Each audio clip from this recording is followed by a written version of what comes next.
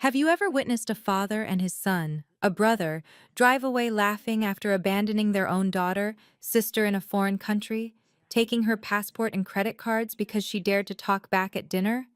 That's not a scene from a movie. That's what happened to me in a small Italian town in June 2024. They thought it was a joke, a lesson to teach the failure daughter some humility. They expected me to come crawling back within days, begging for forgiveness and a plane ticket home. I didn't. Instead, I made a single phone call that changed everything. 1 month later, my father tracked me down in Greece, desperate to reconnect. Not out of love, but because he suddenly needed something from me. And when he found me, I was no longer the woman he left behind.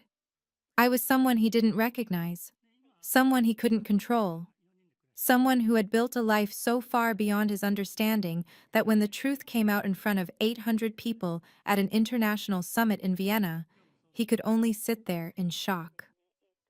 My name is Fiona Hudson. I'm 29 years old, and this is the story of how being abandoned became the best thing that ever happened to me and the worst decision my family ever made. If you're watching this, please subscribe and let me know where you are watching from. To understand how I ended up stranded in Italy, you need to understand my family. I graduated from Stanford in 2019 with an MBA, the same degree my father, Marcus Hudson, earned from University of Oregon back in 1988. He built Hudson Properties Group from the ground up, a commercial real estate firm in Portland that now pulls in $12 million a year. 4 office buildings, all Class A. He's on the Portland Chamber of Commerce board. He drives a Tesla Model S and wears suits that cost more than my monthly rent used to cost. My half-brother Garrett, same father, different mother, is 34 and serves as VP of Development at the family company. He has an MBA from University of Washington, a Porsche Cayenne, and a penthouse in the Pearl District. Every family dinner, he'd talk about closing deals, about $3.2 million acquisitions, about his latest investment property. And then there was me. I chose to go back to Portland after Stanford and teach English at Lincoln High School. $52,000 a year. I loved it. Loved my students. Loved seeing them grow. Loved the moment when a concept finally clicked. But to my father and brother, I was wasting a $200,000 degree on a $50,000 job. Every Tuesday night, we had family dinner at my father's house in the West Hills. Garrett would spend 20 minutes talking about his latest deal. My father would beam, ask follow-up questions, pour expensive wine. Then he'd turn to me. "Any promotions, Fiona?" "I was nominated for Teacher of the Year," I said once, back in March. "That's nice, honey." He smiled, then immediately turned back to Garrett. "So tell me more about the Vancouver property." But the moment that really showed me where I stood happened at a business mixer my father hosted in April. He introduced Garrett to a potential investor. "This is my son Garrett, VP of Development, closing deals left and right." Then he gestured to me. "And this is my daughter Fiona, she's a teacher." The way he said it, apologetic, almost embarrassed, told me everything. I had another offer back in March. A big one, but I turned it down because my father said family comes first. I was starting to realize he only meant his kind of family. The final straw before Italy came in May. My father threw a party to celebrate Garrett's promotion to VP. 40 guests, catered by some downtown restaurant I'd never heard of, champagne flowing like water. I wore my best dress, the navy one I'd bought for job interviews back in 2019. Garrett wore Tom Ford. When it came time for toasts, my father stood up with a glass of champagne and spoke for 5 minutes about Garrett's accomplishments, his vision, his leadership. He detailed every deal, every success, every reason why Garrett was the future of Hudson Properties. Then he gestured to me. "And of course, my daughter Fiona is here too. She teaches high school." That was it. One sentence. A woman I didn't know approached me later near the appetizer table. "So what do you do?" Before I could answer, my father appeared beside me. "She's still figuring things out." I was 29 years old. I'd been teaching for 7 years. I had a master's degree in education on top of my MBA, but to him, I was still figuring things out. Garrett made it worse. He clinked his glass and announced to a group of guests, "We tried to get Fiona into the family business, but she wanted to make a difference." He used air quotes.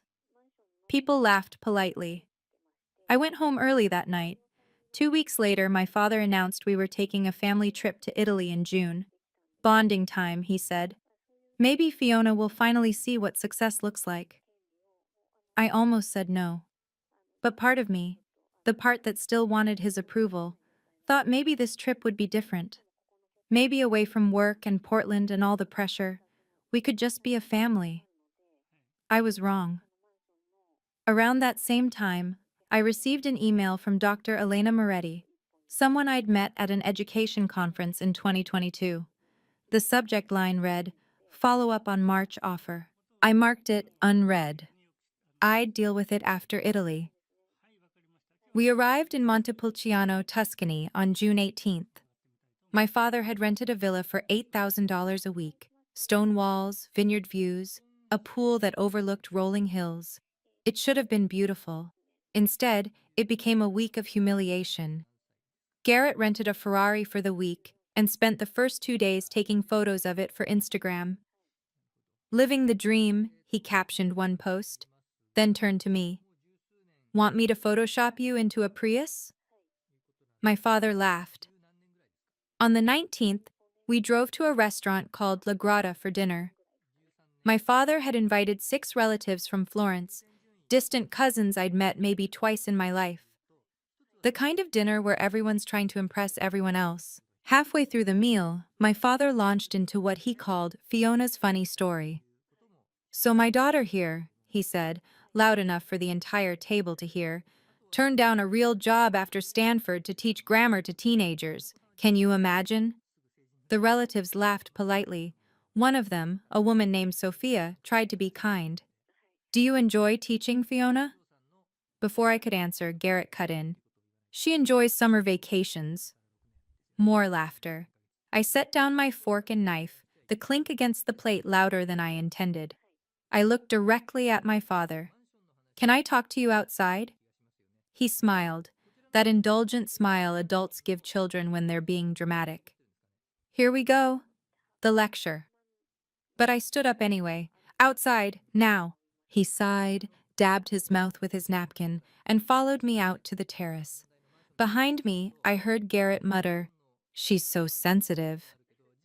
The terrace overlooked the valley, the sun setting behind distant hills. It should have been peaceful. Instead, I was about to have the conversation that would change everything. "Dad, I need you to stop making jokes about my career in front of people." He leaned against the stone railing, his expression patient, too patient. "Honey, we're just teasing. You're too sensitive." "It's not teasing when it's every single dinner for 7 years. The terrace door opened. Garrett stepped out, hands in his pockets. "Oh, come on, Fiona. Grow up. If you can't handle a joke, maybe you should have stayed home." I turned to him. "I'm asking for basic respect." My father's voice went cold. "Respect is earned. When you do something worth respecting, we'll respect it." The words hit like a slap. "I did," I said quietly. "And you never noticed." My father straightened. "Like what?" I could have told him then. About Dr. Moretti. About the offer I'd turned down in March because he'd said family comes first. About the project that could have changed my entire career. But I didn't. Because I realized, standing there on that terrace with the Tuscan sunset behind us, that nothing I said would matter. He'd already decided who I was, what I was worth. "Forget it," I said, and walked back inside. My father called after me. "You want respect? Then stop playing victim and start acting like a Hudson." I didn't respond. The rest of dinner was silent. At least, silent for me. My father and Garrett laughed and talked with the relatives as if nothing had happened. I pushed food around my plate and counted the minutes until we could leave. On the drive back to the villa, Garrett turned around from the passenger seat. "You really need to lighten up, Fiona. We're on vacation." I stared out the window at the dark hills and said nothing. I didn't know it then, but that conversation had set something in motion, something that would cost them far more than they ever imagined. I didn't hear the conversation that happened that night, but my father told me about it later, much later, after everything fell apart. After I'd gone to bed, Marcus and Garrett sat on the villa's terrace with a bottle of Brunello. She needs to learn humility, my father said. Garrett swirled his wine. She's always been like this, thinks she's better than us because she helps people. Maybe we've been too easy on her. What are you thinking? My father was quiet for a moment. Then, tomorrow, we're driving to Siena. What if we left her in town? No phone, no cards. Let her figure it out for a few hours. She'll panic, call us crying, and finally appreciate what we do for her. Garrett laughed. That's harsh, Dad. Sometimes harsh is necessary. One night alone will teach her more than any lecture I could give. You really think she'll learn? She'll learn that the world isn't as easy as she thinks. That maybe a stable job and family support matter more than her pride. They clinked glasses. The next morning, June 21st, my father knocked on my door at 9. We're driving to Siena. Want to come? I was tired. Tired of the tension. Tired of being the joke. I think I'll stay and explore Montepulciano. Perfect, he said, smiling. Meet us at Piazza Grande at 6 p.m. We'll grab dinner. Okay. Don't be late, Garrett added from the hallway. At 11, I walked into town. The streets were narrow and cobblestoned, lined with shops selling wine and ceramics. I stopped at a small cafe, ordered a cappuccino, and left my bag in the car, my passport, credit cards, phone, everything, because I was only going to be gone 20 minutes. When I came back out, the car was gone. I called my father, no answer. I texted Garrett. His response came 5 minutes later. Dad says you need some time to think. We'll pick you up when you're ready to apologize. Ciao. Then, another text. Let's see how far that teaching salary gets you in Italy. Maybe you'll finally understand what real pressure feels like. I stood in the middle of Piazza Grande, staring at my phone, reading Garrett's message over and over. They'd taken my passport, my credit cards, everything. I checked my wallet, 40 euros in cash. That was it. I called my father 3 more times, straight to voicemail. I sent him a text. Dad, this isn't funny. I need my passport. No response. For about 10 minutes, I felt the panic they wanted me to feel. The helplessness. The fear of being stranded in a foreign country with no way home. And then something shifted. I sat down on a bench near the fountain and opened my laptop. Thank God I'd brought it, planning to do some lesson prep for the fall semester. The cafe had Wi-Fi. I logged into my email. There it was. The message from Dr. Elena Moretti, still marked unread. Subject: Follow up on March offer. I opened it. Fiona, I hope this message finds you well. I wanted to follow up on our conversation in March regarding the Pan-European Bilingual Education Initiative. I understand you declined due to family commitments, but I want you to know the offer still stands. We're looking for a lead curriculum architect for our 12-school network across Greece, Austria, and Germany. The contract is $240,000 over 18 months, with the possibility of extension. If you're interested, the position needs to be filled by June 30th. Please let me know. Best, Elena. June 30th. That was 9 days away. I read it twice, then 3 times. My father and brother thought they were teaching me a lesson about dependence, about knowing my place. Instead, they'd just freed me from the only thing holding me back. Them.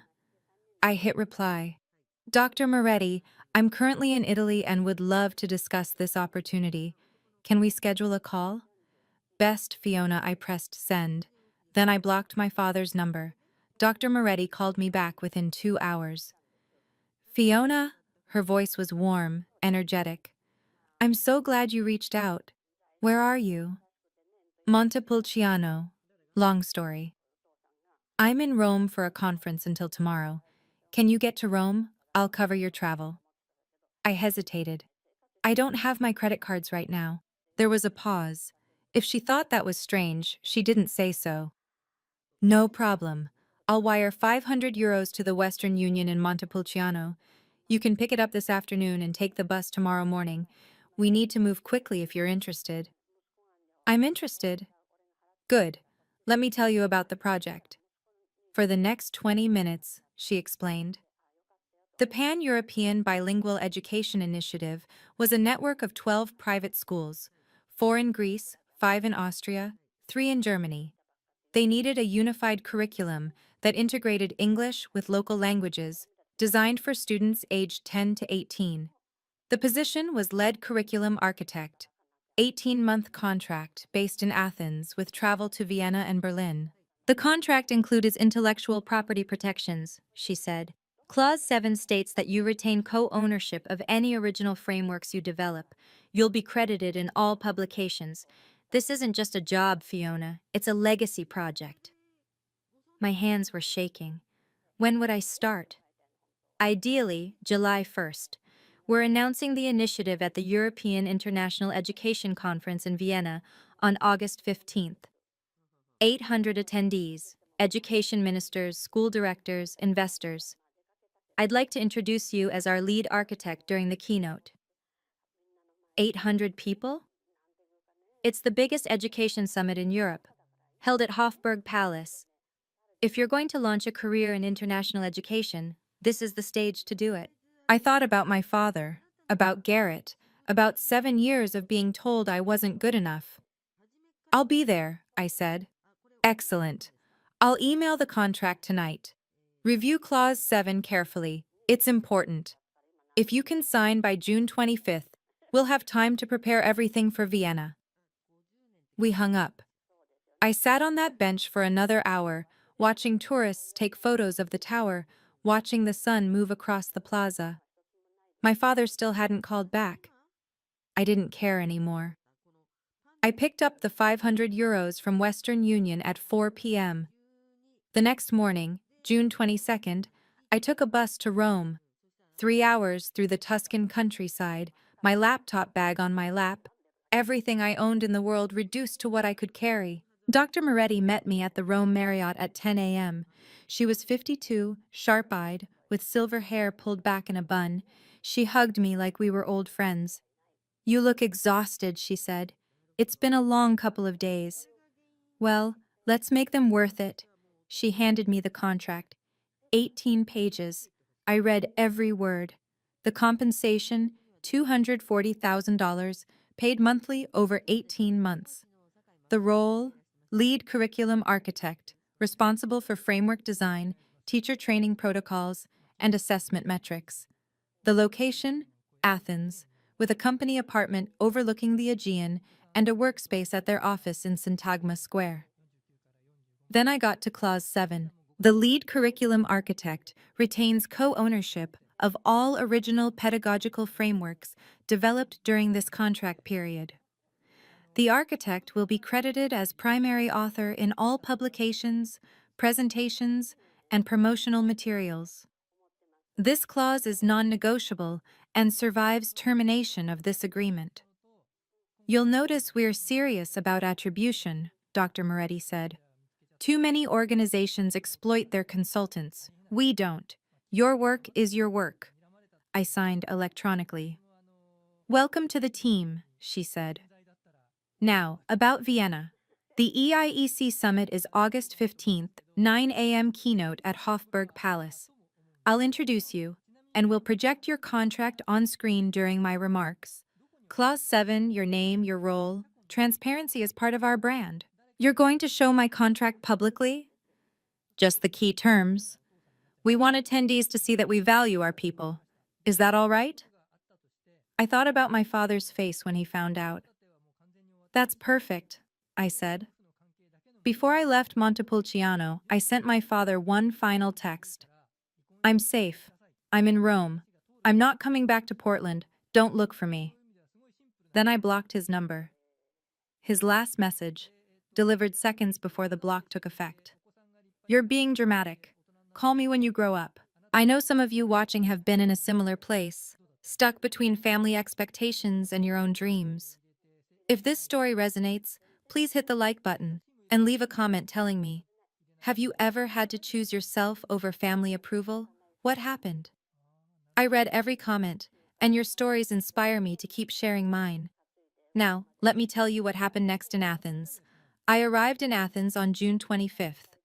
Dr. Moretti picked me up at the airport herself, driving a small Fiat through streets crowded with motorcycles and tourists. She took me directly to my apartment, a two-bedroom place in Glyfada, 10 minutes from the beach, with a balcony overlooking the Aegean Sea. The furniture was simple but new. There were fresh flowers on the kitchen counter. It's beautiful, I said. You'll be working hard. You should have a place that feels like home. The office was in Syntagma Square, a 10-minute metro ride from my apartment. The team was small, 8 people total, 3 curriculum designers, 2 language specialists, an assessment expert, a project manager, and Dr. Moretti. On my first day, a man about my age approached my desk. He was tall, with dark blonde hair and an easy smile. You must be the Stanford genius Elena keeps talking about, he said, extending his hand. Lucas Brennan, EdTech consultant. I'm based in Vienna, but I'm here for the summer helping with the rollout. Fiona Hudson, and I'm not a genius. Elena says you designed a bilingual cognitive development framework that got published in 3 journals. That sounds like genius to me. I felt my face flush.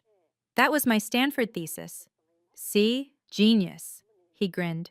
Welcome to the team. Fair warning, we work like crazy, but Elena buys good coffee and we get Fridays off in August.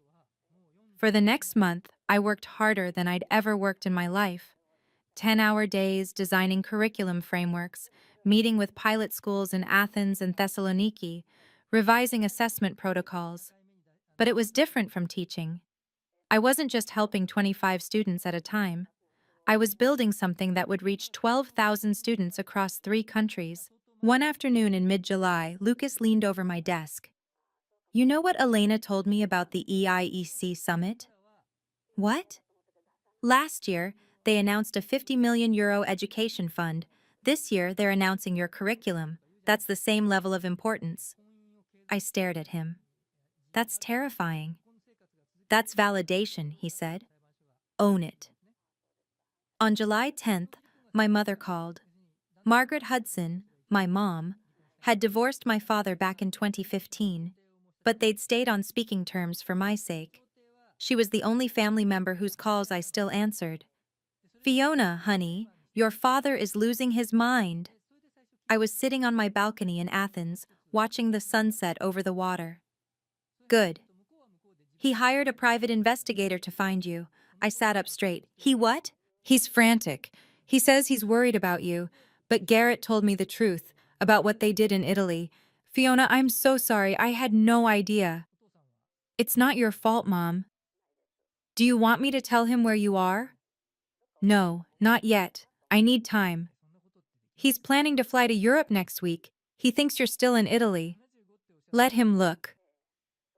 5 days later, Marcus found my new phone number. I don't know how, probably through my mom, though she swore she didn't give it to him. He called 8 times in one afternoon. I didn't answer. Finally, he left a voicemail. Fiona, this is ridiculous. We need to talk about what happened. It was a misunderstanding. I'm coming to Athens on July 20th. Meet me at the Hilton at 2 p.m. We'll work this out. I deleted the message, but he came anyway. On July 20th at 2 p.m., the receptionist at our office called my desk. Ms. Hudson, there's a Marcus Hudson here to see you. My stomach dropped. Lucas looked up from his computer. You okay? It's my father. Want me to tell him you're not here? I thought about it. Then I stood up. No, I'll handle it. I went downstairs. My father was standing in the lobby, wearing a polo shirt and khakis, looking out of place among the Athens business crowd. When he saw me, relief flooded his face. Fiona, thank God. What are you doing here? We need to talk. No, we don't. Fiona, please, I flew 10 hours. I crossed my arms. You left me in Italy without my passport. What's there to talk about? It was a mistake. Garrett thought it would be a wake-up call. It was. I woke up.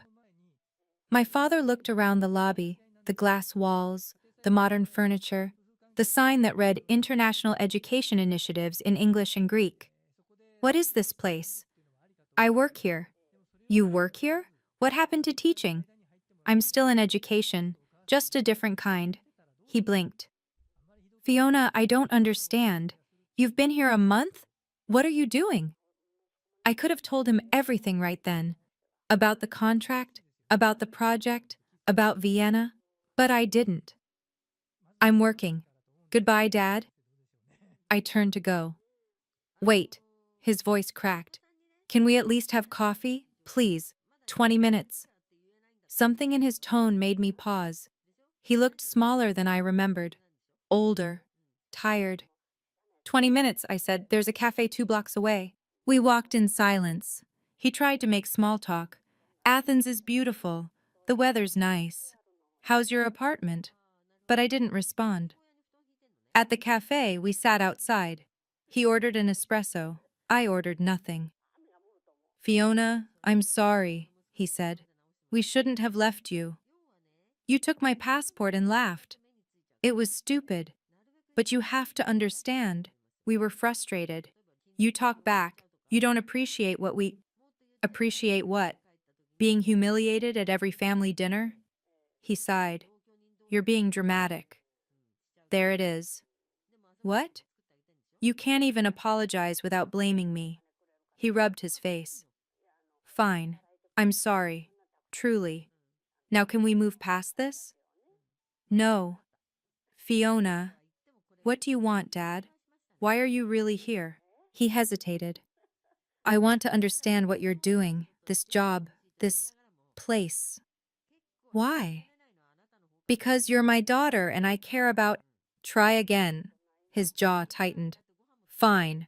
Garrett and I are looking to expand Hudson Properties into educational real estate, private schools, boarding facilities. We need European contacts. And there it was. You didn't come to apologize, I said quietly. You came because you need something. That's not fair. How much is the deal worth? He paused. Potentially 8 to 10 million over 5 years. I stood up. I'm done here. Wait, Fiona. This could be good for you too. If you introduced me to your boss. No. Just one meeting. I said no.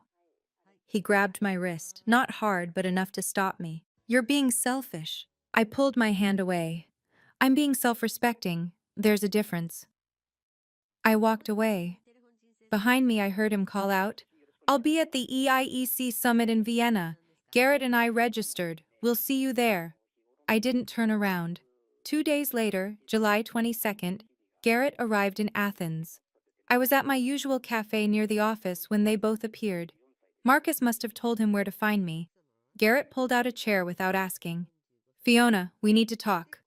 I'm working. Come on, family helps family. Just one introduction to your boss. I closed my laptop. You left me in Italy as a joke. And you're still mad about that? It's been a month. Get over it. No. Marcus leaned forward. Fiona, your mother told me you're doing well here. We're proud of you.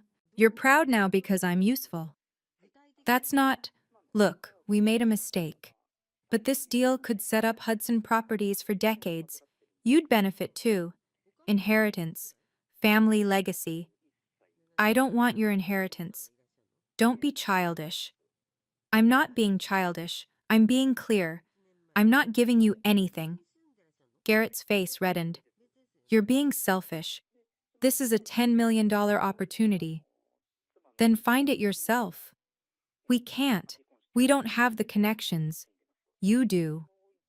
And whose fault is that? Marcus's voice hardened. Fiona, just give us Dr. Moretti's contact information. We'll handle the rest. You don't even have to be involved.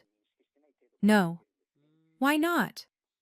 Because you spent 7 years telling me my work was worthless. Now you want me to hand you my connections? Unbelievable. That's not what we... Yes, it is. I stood up. And if you contact Dr. Moretti directly, I'll tell her exactly why you're really interested. I'll tell her about Italy. I'll tell her everything. Garrett stood too. You can't hide behind your boss forever, Fiona. We're family. We'll always find a way in. Try it, I said. See what happens. Marcus grabbed my arm again. We'll be at the Vienna summit. We're registered as guests. We'll introduce ourselves to everyone there. You can't stop us. I pulled away. Watch me. I left them at the cafe.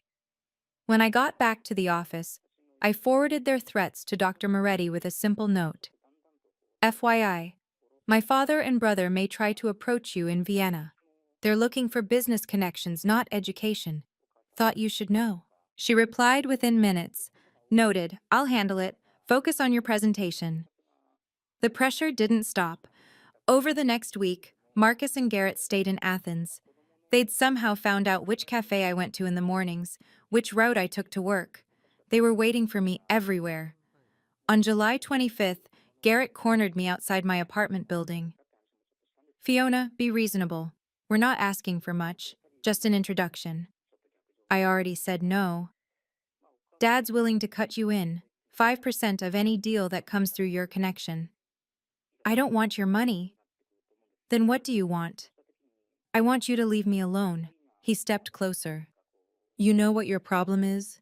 You think you're better than us. You think because you help people that you're morally superior, but you're not. You're just broke and bitter.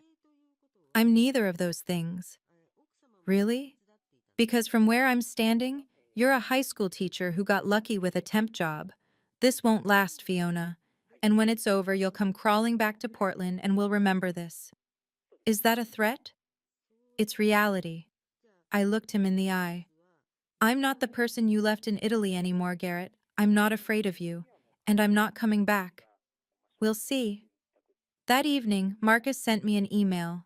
The subject line, final offer. Fiona, I understand you're angry, but anger is a luxury we can't afford. The Vienna summit is in 3 weeks. Garrett and I will be there. We're going to network with or without your help, but it would be easier and better for everyone if you cooperated. Think about it. This is family. Dad. I didn't respond. Instead, I opened my calendar and marked August 15th in red. 3 weeks until Vienna. 3 weeks until they saw exactly who I'd become. On August 1st, I flew to Vienna. The EIEC summit was 2 weeks away, and Dr. Moretti wanted me there early to prepare. She'd booked me a room at a small hotel near Stephansplatz, walking distance from Hofburg Palace. The first morning, she took me to see the venue. Hofburg Palace is massive. White stone, gold accents, the kind of building that makes you feel small just standing in front of it. Inside, the ballroom where the keynote would take place held 800 seats, all facing a stage with a screen that stretched 20 feet wide. This is where you'll present, Dr. Moretti said. My hands went cold. That's a lot of people.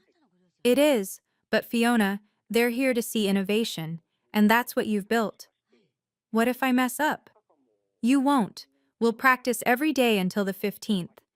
She handed me the speaker brief, a 12-page document outlining the keynote schedule. My segment was 15 minutes, 10 minutes for Dr. Moretti's introduction, 5 minutes for my remarks, 10 minutes for Q&A. During my introduction, I'll project your contract on screen, she said. Clause 7, your name, your role. It's part of our transparency initiative. Attendees want to see that we value our people. My father and brother registered as guests, I said quietly. She looked at me. I know. I saw their names on the list. They're going to try to network, to use my connection to you. Let them try. Her voice was steel. Fiona, this is your moment, not theirs. Don't let 2 people make you forget that 800 others are there to see you succeed. That night, I couldn't sleep. I kept imagining my father's face in the audience, kept imagining him standing up during Q&A, saying something that would undermine everything. On August 10th, I received an email from Marcus. Fiona, Garrett, and I arrive in Vienna on August 14th. Let's have dinner before your presentation. We can clear the air. Dad. I stared at the email for a long time. Then I forwarded it to Dr. Moretti with a note. FYI, they may approach you at the summit. Her response, I'll handle it. You focus on your presentation. I didn't reply to my father. The night before the summit, there was a welcome reception at Hofburg Palace. 300 guests, champagne, hors d'oeuvres, networking. I wore a black dress I'd bought in Athens, simple but professional. I stood near the edge of the room, nursing a glass of sparkling water, watching education ministers and school directors talk in clusters. Then I saw them. Marcus and Garrett, both in expensive suits, walking through the crowd like they owned the place. My father wore his Chamber of Commerce smile. Garrett had his phone out, taking photos. They saw me at the same time I saw them. Marcus's face lit up. He walked straight over, Garrett behind him. There's my daughter, he said, loud enough that people turned to look. The curriculum expert. A woman standing nearby, a school director from Munich, smiled at me. You're presenting tomorrow? Before I could answer, Marcus jumped in. She is. We're so proud. I'm Marcus Hudson, her father. Real estate development, Portland, Oregon. He extended his hand. The director shook it politely. Garrett was already handing out business cards. Hudson Properties Group. We're exploring educational real estate in Europe. We should talk. I felt my face burn. Dad, can I talk to you for a second? What? I'm networking. He turned back to the director. My daughter's brilliant. Stanford MBA. Always knew she'd do something big. Stop, I said quietly. He ignored me. We're expanding into the education sector. If you're looking for development partners, Dad, he finally looked at me. What, Fiona? Stop. Stop what? I'm proud of you. I'm telling people. A man approached. Another director. This one from a school in Salzburg. You must be Fiona Hudson. Elena speaks very highly of you. Marcus extended his hand before I could respond. Marcus Hudson, Fiona's father. We're in commercial real estate. Have you considered... Excuse me, I said, and walked away. I found Dr. Moretti near the bar. Are you okay? She asked. I wasn't. My hands were shaking. They're using me. They're telling everyone they're here to support me, but they're just handing out business cards. She squeezed my shoulder. Tomorrow, everyone will know who you really are, and it won't have anything to do with them. I wanted to believe her. August 15th, 9 a.m. I stood backstage at Hofburg Palace, listening to the hum of 800 people taking their seats in the ballroom. Lucas had flown in from Athens to support me. He stood beside me now, hands in his pockets.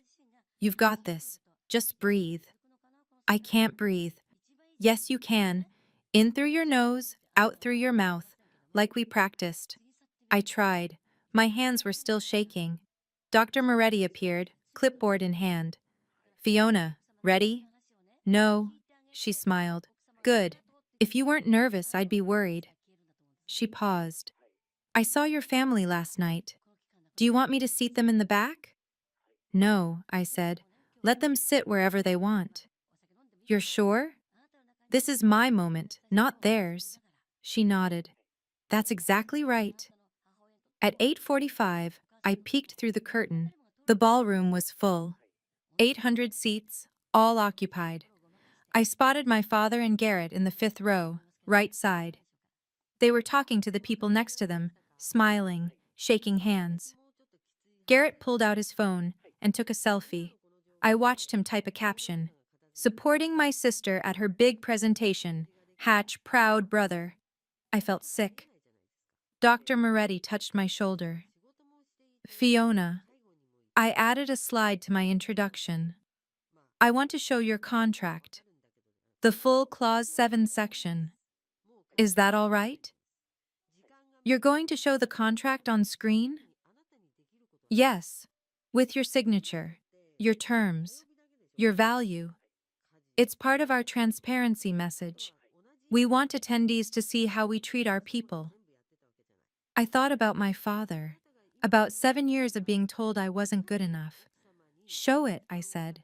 At 9 a.m., the lights dimmed. The MC's voice echoed through the ballroom.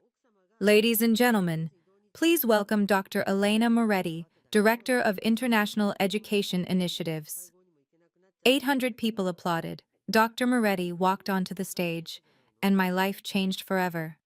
Dr. Moretti stood at the podium, calm and confident. Good morning. Thank you for being here. Today, we're unveiling something extraordinary, the Pan-European Bilingual Education Initiative. The screen behind her lit up with a map of Europe, 12 schools marked in red across Greece, Austria, and Germany. This network represents a new model for bilingual education, but a project of this scale requires more than good intentions. It requires expertise, vision, someone who understands not just theory, but practice. She clicked to the next slide. My face appeared on the screen, a professional photo I'd taken in Athens. Below it, lead curriculum architect, Fiona Hudson. After a global search, Dr. Moretti continued, we found her. Fiona Hudson, Stanford MBA, 7 years of secondary education experience in Portland, Oregon. An expert in bilingual cognitive development whose thesis was published in 3 academic journals. I watched from backstage. In the 5th row, my father sat up straighter. Garrett's smile faded. Dr. Moretti clicked again. The screen now showed my contract, not the whole thing, just the key section. Fiona joined us in June 2024 under an 18-month consulting contract valued at $240,000. I heard a murmur ripple through the audience. The camera zoomed in on Clause 7. The lead curriculum architect retains co-ownership of all original pedagogical frameworks developed during this contract period. The architect will be credited as primary author in all publications, presentations, and promotional materials. Clause 7, Dr. Moretti said, ensures that Fiona's work remains her work, because we believe that when you value people, you create something that lasts. Another click. The screen showed an email, my acceptance, dated June 21st. Fiona turned down this role once before, in March, because she prioritized family commitments. In June, she chose herself. And in doing so, she chose 12,000 students across Europe. The audience applauded. Dr. Moretti looked toward the wings. Ladies and gentlemen, please welcome Fiona Hudson. I walked onto the stage. The applause grew louder. I looked out at the audience. 800 faces, lights, cameras. And in the 5th row, my father and Garrett frozen in their seats. Marcus's face had gone pale. Garrett's mouth hung open. They'd come here to use my connections. Instead, they were about to watch me become someone they never imagined I could be. I stood at the podium and looked out at 800 people. For a moment, I couldn't speak. Then I saw Lucas in the wings, giving me a thumbs up. I took a breath. Thank you, Dr. Moretti. Good morning, everyone. My voice came out steady, stronger than I expected. For 7 years, I taught English to high school students in Portland, Oregon. I loved it. I loved watching a struggling reader finally understand a complex text. I loved the moment when a student who'd been silent all semester raised their hand for the first time. I clicked to my first slide, a photo of my old classroom. But I also knew that the skills I'd developed, curriculum design, assessment, differentiated instruction, could scale beyond one classroom. That's what brought me here. I walked them through the framework. 3 language pairs, English-Greek, English-German, English-Italian, adaptive learning pathways, cognitive development metrics, teacher training protocols. I spoke for 15 minutes. The audience was silent, attentive. When I opened the floor for questions, a school director from Vienna stood. Ms. Hudson, how did you transition from secondary teaching to international curriculum design? I smiled. I didn't transition. I elevated. Teaching teenagers taught me how students actually learn, not just how we think they should. That's the foundation of this entire framework. Applause. Another question, from a woman in Berlin. What makes this curriculum different from existing bilingual models? I answered, clearly, confidently, and then I said something I hadn't planned. This project represents more than professional growth for me. It represents a choice to honor my own worth, something I once sacrificed for family approval that was never offered. The room went quiet. Then someone started clapping. Then another. Then the entire audience rose to their feet. Standing ovation. I looked at the fifth row. My father and Garrett remained seated. Dr. Moretti walked back onto the stage and hugged me. "You were perfect," she whispered. I'd just proven, in front of 800 people, that I was exactly as capable as I'd always believed, and my father had a front row seat. When I stepped off the stage, 20 people were waiting. A director from Munich, the same woman my father had approached the night before, handed me her card. "Ms. Hudson, I'd like to discuss bringing your framework to our school network. Can we schedule a call?" "Of course." A man from a school in Salzburg. "We're opening 2 new campuses next year. We need someone with your expertise." Lucas appeared at my elbow, grinning. "Fiona, 3 schools want consultation calls. I'm keeping a list." I was shaking, but this time from adrenaline, not fear. An investor from London approached. "Ms. Hudson, are you available for advisory roles beyond this project?" "Potentially. Send me an email." I gave out my card 12 times in 15 minutes. Then I saw them. Marcus and Garrett stood at the edge of the lobby watching. They didn't approach. The Munich director noticed them. "Isn't that your father? The man from last night?" "Yes." "He said he's in real estate development. Is he involved in education?" "No." She frowned. "That's odd. He made it sound like he was part of your project." I didn't respond.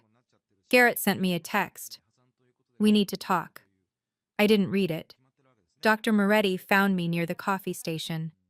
"Fiona, 2 people just asked if your father is the Marcus Hudson from Portland Real Estate." I said I didn't know. Should I? "No," I said. "Let them wonder."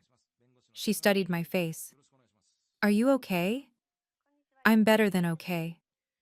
An hour later, Marcus and Garrett found me in the hallway outside the ballroom. "Fiona." My father's voice was tight. "We need to talk." "I'm busy. Please, just 5 minutes." I looked at him. Really looked at him.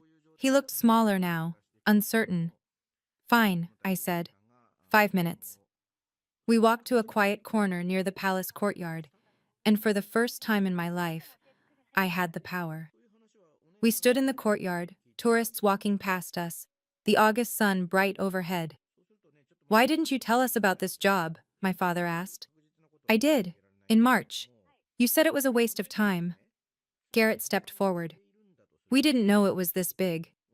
"You didn't ask. You assumed." My father ran a hand through his hair. "Fiona, I'm sorry. We were wrong about your career." "You were wrong about me. Can we start over?"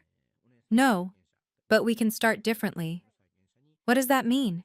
I met his eyes. "It means I'll see you at family events if Mom is there.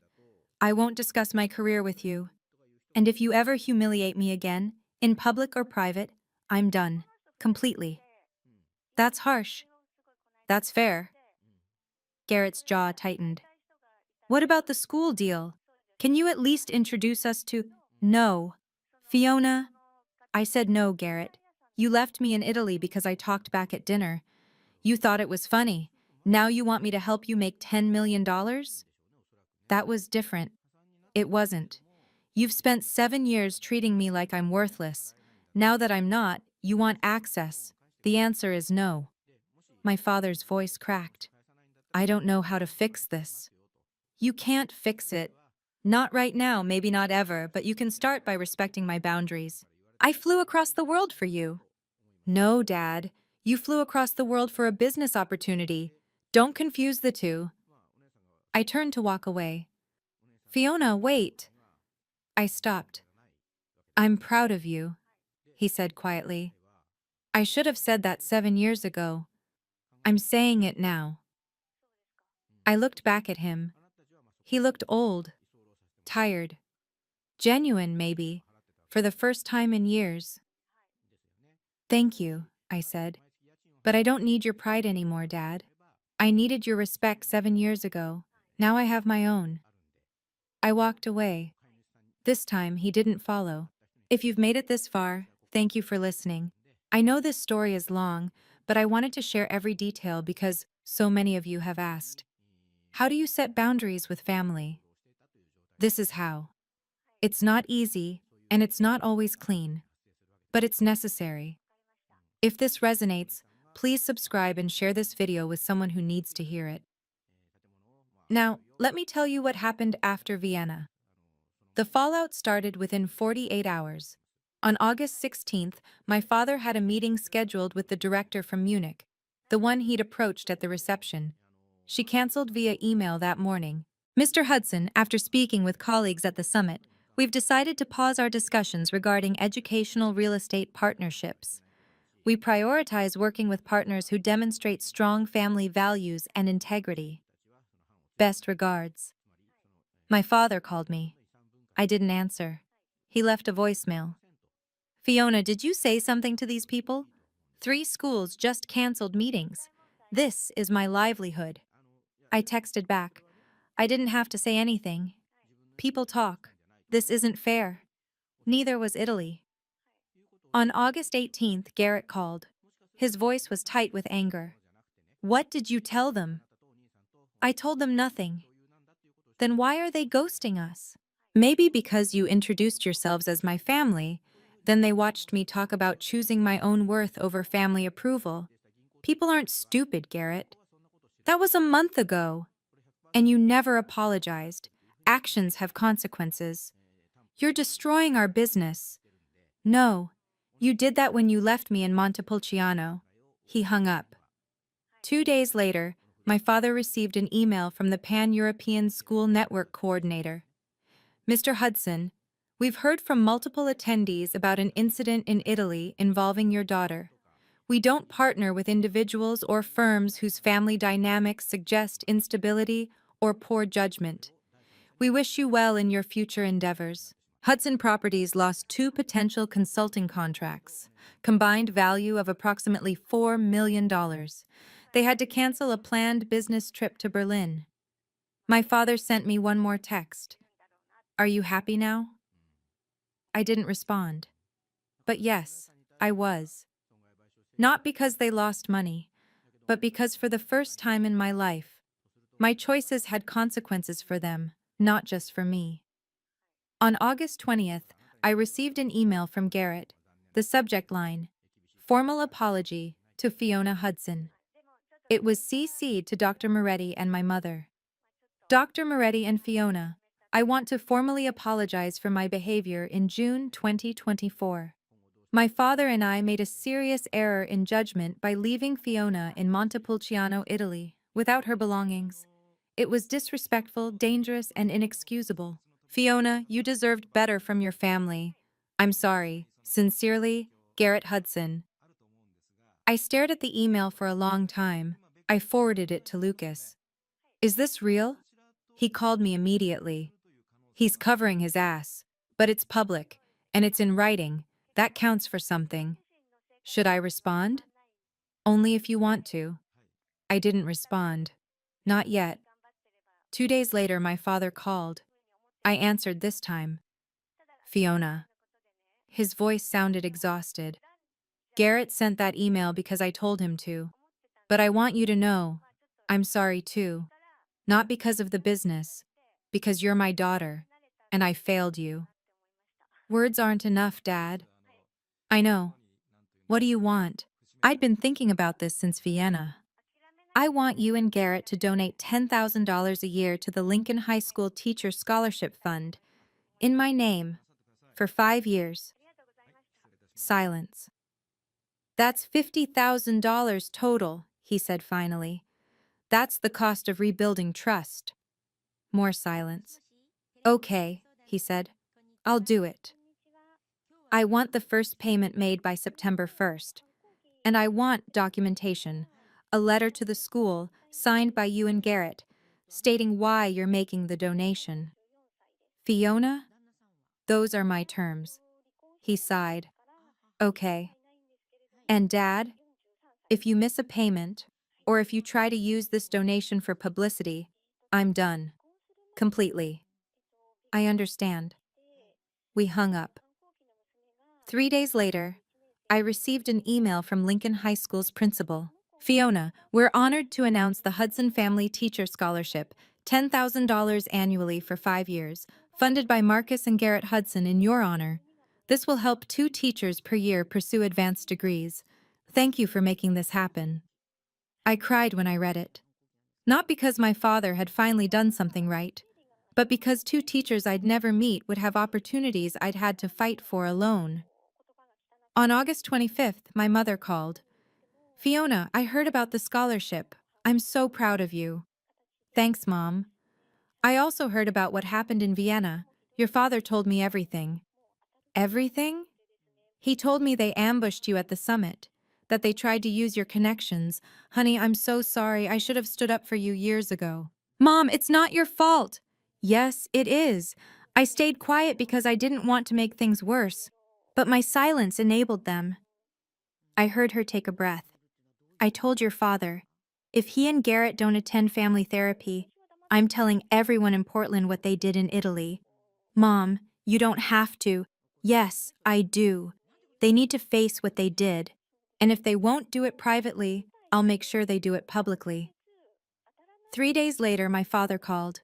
Your mother gave me an ultimatum: 6 sessions of family therapy, or she goes public with the Italy story. Good. You agree with her? Yes. He sighed. Fine, I'll do it. But Fiona, will you participate? Via Zoom, if you can't come back to Portland? I thought about it. Only if the therapist agrees that the goal is accountability, not reconciliation. What's the difference? Reconciliation assumes we're going back to how things were. We're not. Accountability means you understand why I left. Okay, he said quietly. I'll find a therapist. On September 5th, I joined the first session via Zoom from my apartment in Vienna.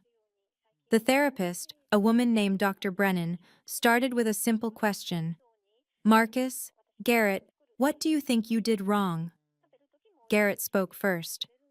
We left Fiona in Italy without her belongings. It was a mistake. It wasn't a mistake, I said. It was a choice. You chose to humiliate me. My father looked at the camera. His eyes were red. You're right, he said, and I'm sorry. For the first time in 7 years, I believed him. My mother didn't wait for therapy to finish. On September 10th, she attended a parent meeting at Lincoln High School, a gathering for families whose children had graduated in the past decade. About 30 people. During the open discussion, someone asked, "What's the best lesson you learned from parenting?" My mother stood up. I learned that sometimes the people who need support most are the ones we overlook because they don't fit our definition of success. She told them about me. Not everything. She didn't name my father or Garrett directly, but she told them about a daughter who chose teaching over business, who was mocked by family for years, who was abandoned in a foreign country as punishment for standing up for herself. That daughter, my mother said, is now designing curriculum for 12,000 students across Europe. She's speaking at international summits. She's building a legacy. And she did it without her family's approval because we failed to give it when it mattered. The room was silent. Then a woman raised her hand. Margaret, is that daughter Fiona? Yes. 3 other parents shared similar stories.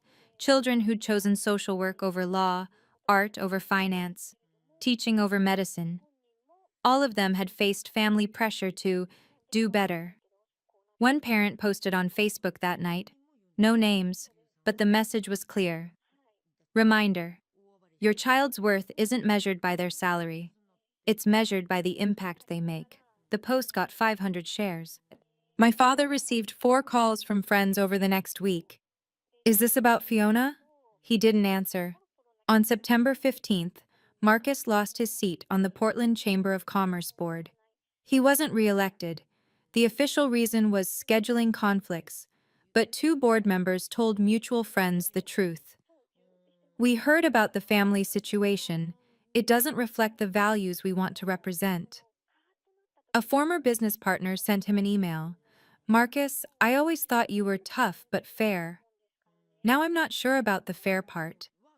My father forwarded it to me without comment. I didn't respond.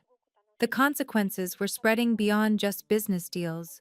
They were reshaping his reputation. On September 20th, I did something I'd been thinking about since Vienna. I started a blog. The URL, choosingyourself.substack.com. The tagline, A Teacher's Journey from Portland to Europe and Why Being Left Behind Saved Me. My first post was titled, The Day I Was Abandoned in Italy and Why It Was the Best Thing That Ever Happened to Me. I didn't name my father or Garrett. I didn't need to. I told the story, the years of being dismissed, the dinner in Tuscany, waking up to find my passport and credit cards gone, the text message with the laughing emoji. Then I told them about the phone call to Dr. Moretti, about Athens, about Vienna, about standing on a stage in front of 800 people and proving that my worth had never been up for debate. I ended with this. They wanted to teach me a lesson about dependence. Instead, they taught me that I was never really with them. I was always on the periphery, waiting for approval that would never come. Being left behind didn't break me. It freed me. I hit publish at midnight Vienna time. Within 48 hours, the post had 5,000 reads. The comments flooded in. I turned down a PhD program because my parents said teaching was enough. Reading this made me reapply. Thank you.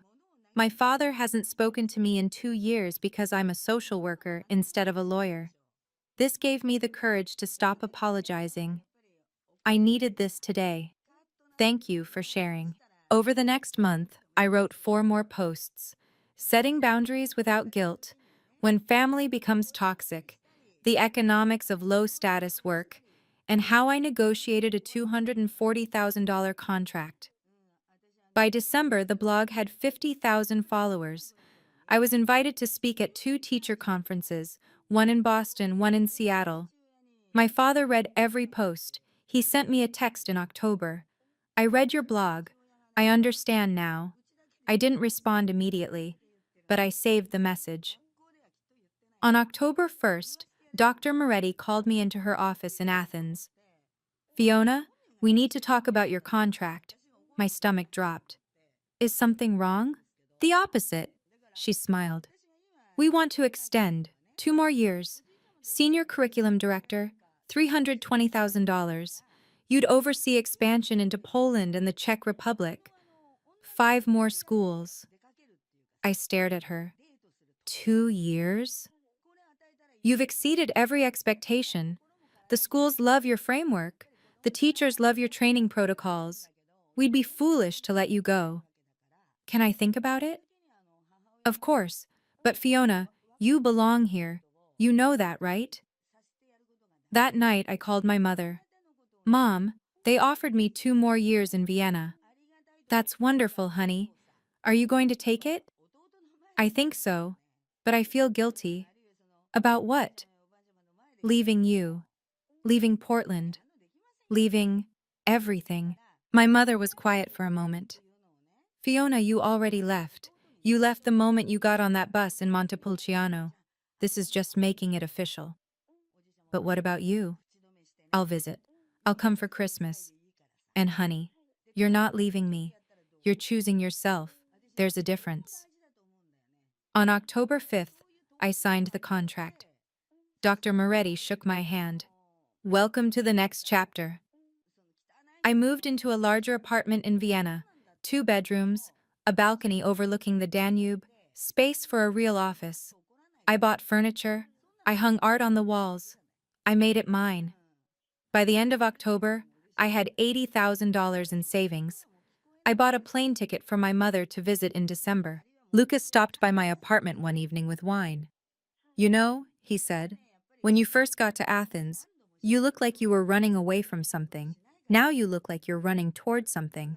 I am, I said. Toward what? Myself. On October 15th, I received an email from Lincoln High School. Dear Fiona, we're honored to announce the Hudson Family Teacher Scholarship, $10,000 annually for 5 years, funded by Marcus and Garrett Hudson in your honor. This scholarship will support 2 teachers per year in pursuing advanced degrees in education. The first recipients have been selected: Sarah Mendez, pursuing a master's in special education, and David Park, pursuing a master's in TESOL. Both teachers cited financial barriers as the primary obstacle to continuing their education. Your family's generosity has removed that barrier. Thank you for making this possible. Sincerely, Principal Rebecca Walters. The email was CC'd to my father, Garrett, my mother, and the school board. I read it 3 times. Then I cried. Not because my father had finally done something right, but because 2 teachers I'd never met, Sarah and David, would have opportunities I'd had to fight for alone. My father sent me a private message an hour later. First payment sent. I hope this is a start. I responded, it is. 3 weeks later, I received an email from Sarah Mendez, one of the scholarship recipients. Ms. Hudson, I don't know if you remember me. I student taught in your classroom in 2019. You told me I had a gift for working with students with learning disabilities, and you encouraged me to pursue a master's degree. I almost quit teaching last year because I couldn't afford to go back to school. This scholarship gave me hope. Thank you for fighting for us. Sarah. I wrote back immediately. Sarah, I remember you. You were brilliant then, and I'm sure you're brilliant now. Keep going. The students need you. Fiona. I forwarded the email to my father with a single line. This is what your money is doing. He responded, thank you for showing me. For the first time in 7 years, I felt like maybe, just maybe, we were moving towards something that looked like healing. On November 20th, we had our 6th and final therapy session. I joined via Zoom from Vienna. My father and Garrett sat together in Dr. Brennan's office in Portland. My mother sat off to the side, observing. Dr. Brennan started with a simple question. Marcus, Garrett, what have you learned over these 6 sessions? My father spoke first. His voice was steady, but I could see the weight in his eyes. I learned that I measured Fiona by my standards, not hers. I told myself I was pushing her to succeed, but really, I was pushing her to be someone she wasn't. Someone I wanted her to be, and I was wrong. Garrett shifted in his seat. I learned that I saw Fiona as competition, not family. I was afraid that if she came back to the business, she'd threaten my position. That was my insecurity, not her fault. Dr. Brennan turned to the camera. Fiona, what do you need moving forward? I'd been thinking about this for weeks. I need them to respect my choices without commentary. I need them to stop comparing me to Garrett, and I need them to understand that I'm not coming back to Portland. This is my life now. We understand, my father said. Garrett nodded. Can we visit you in Vienna? Someday, I said. But not yet. Dr. Brennan made a note. Fiona, is there anything else? Yes. I looked at the camera, at my father's face on the screen. I forgive you, but forgiveness doesn't mean forgetting. It means I'm not carrying your guilt anymore. That's yours to deal with. My father's eyes filled with tears. Thank you for giving us a chance. I'm not giving you a chance, Dad. I'm giving myself one. You're just part of the process. Dr. Brennan closed her notebook. I think that's a good place to end. We said goodbye. When the call ended, I sat on my balcony and watched the lights of Vienna flicker on across the city. I felt lighter than I had in years. Thanksgiving in Vienna felt strange. November 28th. Most Europeans didn't celebrate, but I wanted to mark the day somehow. I invited Dr. Moretti, Lucas, and 4 colleagues from the Athens office to my apartment for dinner. Lucas brought wine. Dr. Moretti made pasta. A European compromise, she said, laughing. A colleague from Athens brought baklava. I roasted a small turkey, American style, and everyone teased me about it. Only Americans roast an entire bird for 6 people, Lucas said. It's tradition, I said. We ate on my balcony, the November air cool but not cold, the Danube glittering below us. Halfway through dinner, Dr. Moretti raised her glass. Fiona, What are you thankful for this year? I thought about June, about Montepulciano, about standing on a stage in Vienna, about everything that had changed. I'm thankful for the people who saw my value when my family didn't, and I'm thankful I finally saw it myself. Lucas raised his glass. To new families. Everyone clinked glasses. My phone buzzed. A text from my mother. Happy Thanksgiving, honey. Your father and Garrett are here. We're eating in silence. I miss you. I smiled and texted back. I miss you too, Mom. Come visit in December. Another text came in. From my father. Happy Thanksgiving. I'm proud of you. I stared at the message for a long time. Then I set my phone down and turned back to my friends. I didn't respond to my father. Not yet, but I saved the message. Later that night, after everyone had gone home, I stood on my balcony and looked out at the city. The lights, the river, the life I'd built. I thought about the girl who'd been left in Italy 5 months ago. She wouldn't recognize me now, and that was exactly the point. My mother arrived in Vienna on December 15th. I picked her up at the airport, and when she walked through the arrivals gate, she looked smaller than I remembered, older, but when she saw me, her face lit up. Fiona! We hugged for a long time. I drove her to my apartment. She gasped when she saw the view. Honey, this is beautiful. I know. You did this yourself? I did. She set her suitcase down and turned to me, her eyes wet. I'm so sorry I didn't stand up for you sooner. Mom, you're standing up now. That's what matters. We spent 3 days together. I took her to the office, introduced her to Dr. Moretti and Lucas. We walked through Schönbrunn Palace, drank coffee at cafes near Stephansplatz, visited the Christmas markets. On the second night, Dr. Moretti joined us for dinner. She shook my mother's hand warmly. Margaret, your daughter is extraordinary. We're lucky to have her. My mother's eyes filled with tears.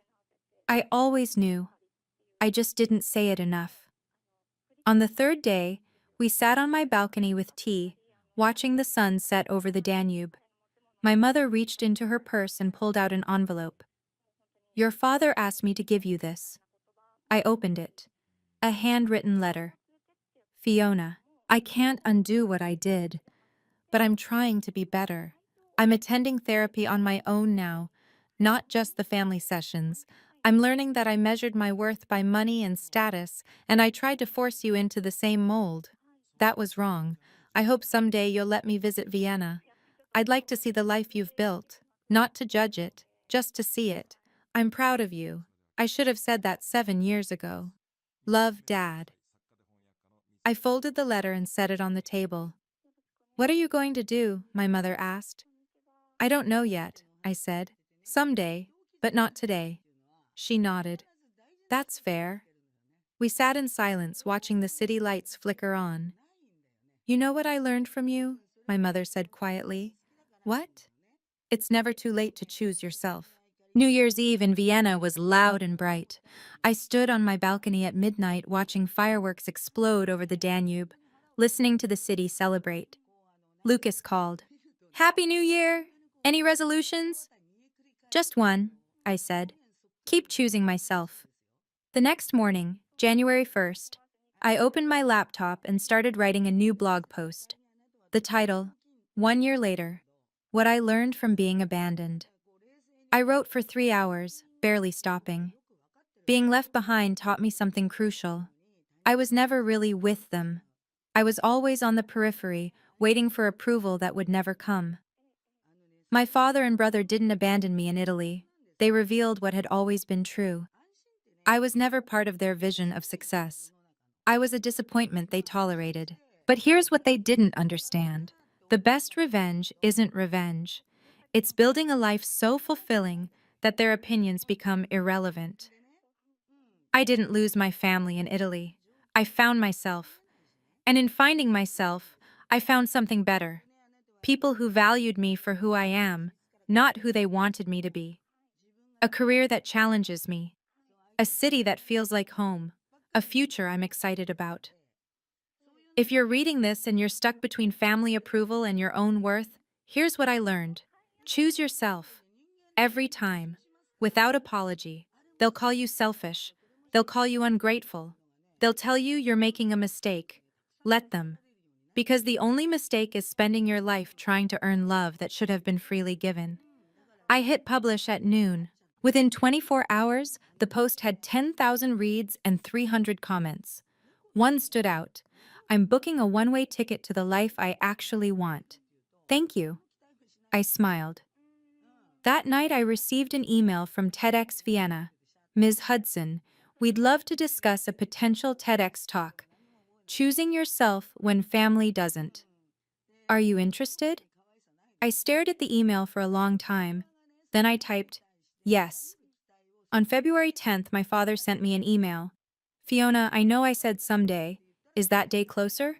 I'd like to visit Vienna, just for coffee. No business, no lectures, just to see you.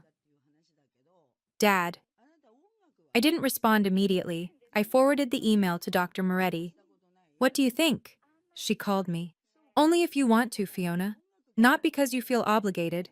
I called my therapist. I'd started seeing someone in Vienna after the family sessions ended. I'm not ready to forgive fully. But I'm curious. Is that okay? Curiosity is a good sign, she said. But set clear boundaries before you meet. I thought about it for 3 days. Then I replied, Dad, you can visit in March. 1 coffee, 1 hour. We talk about my life, not yours.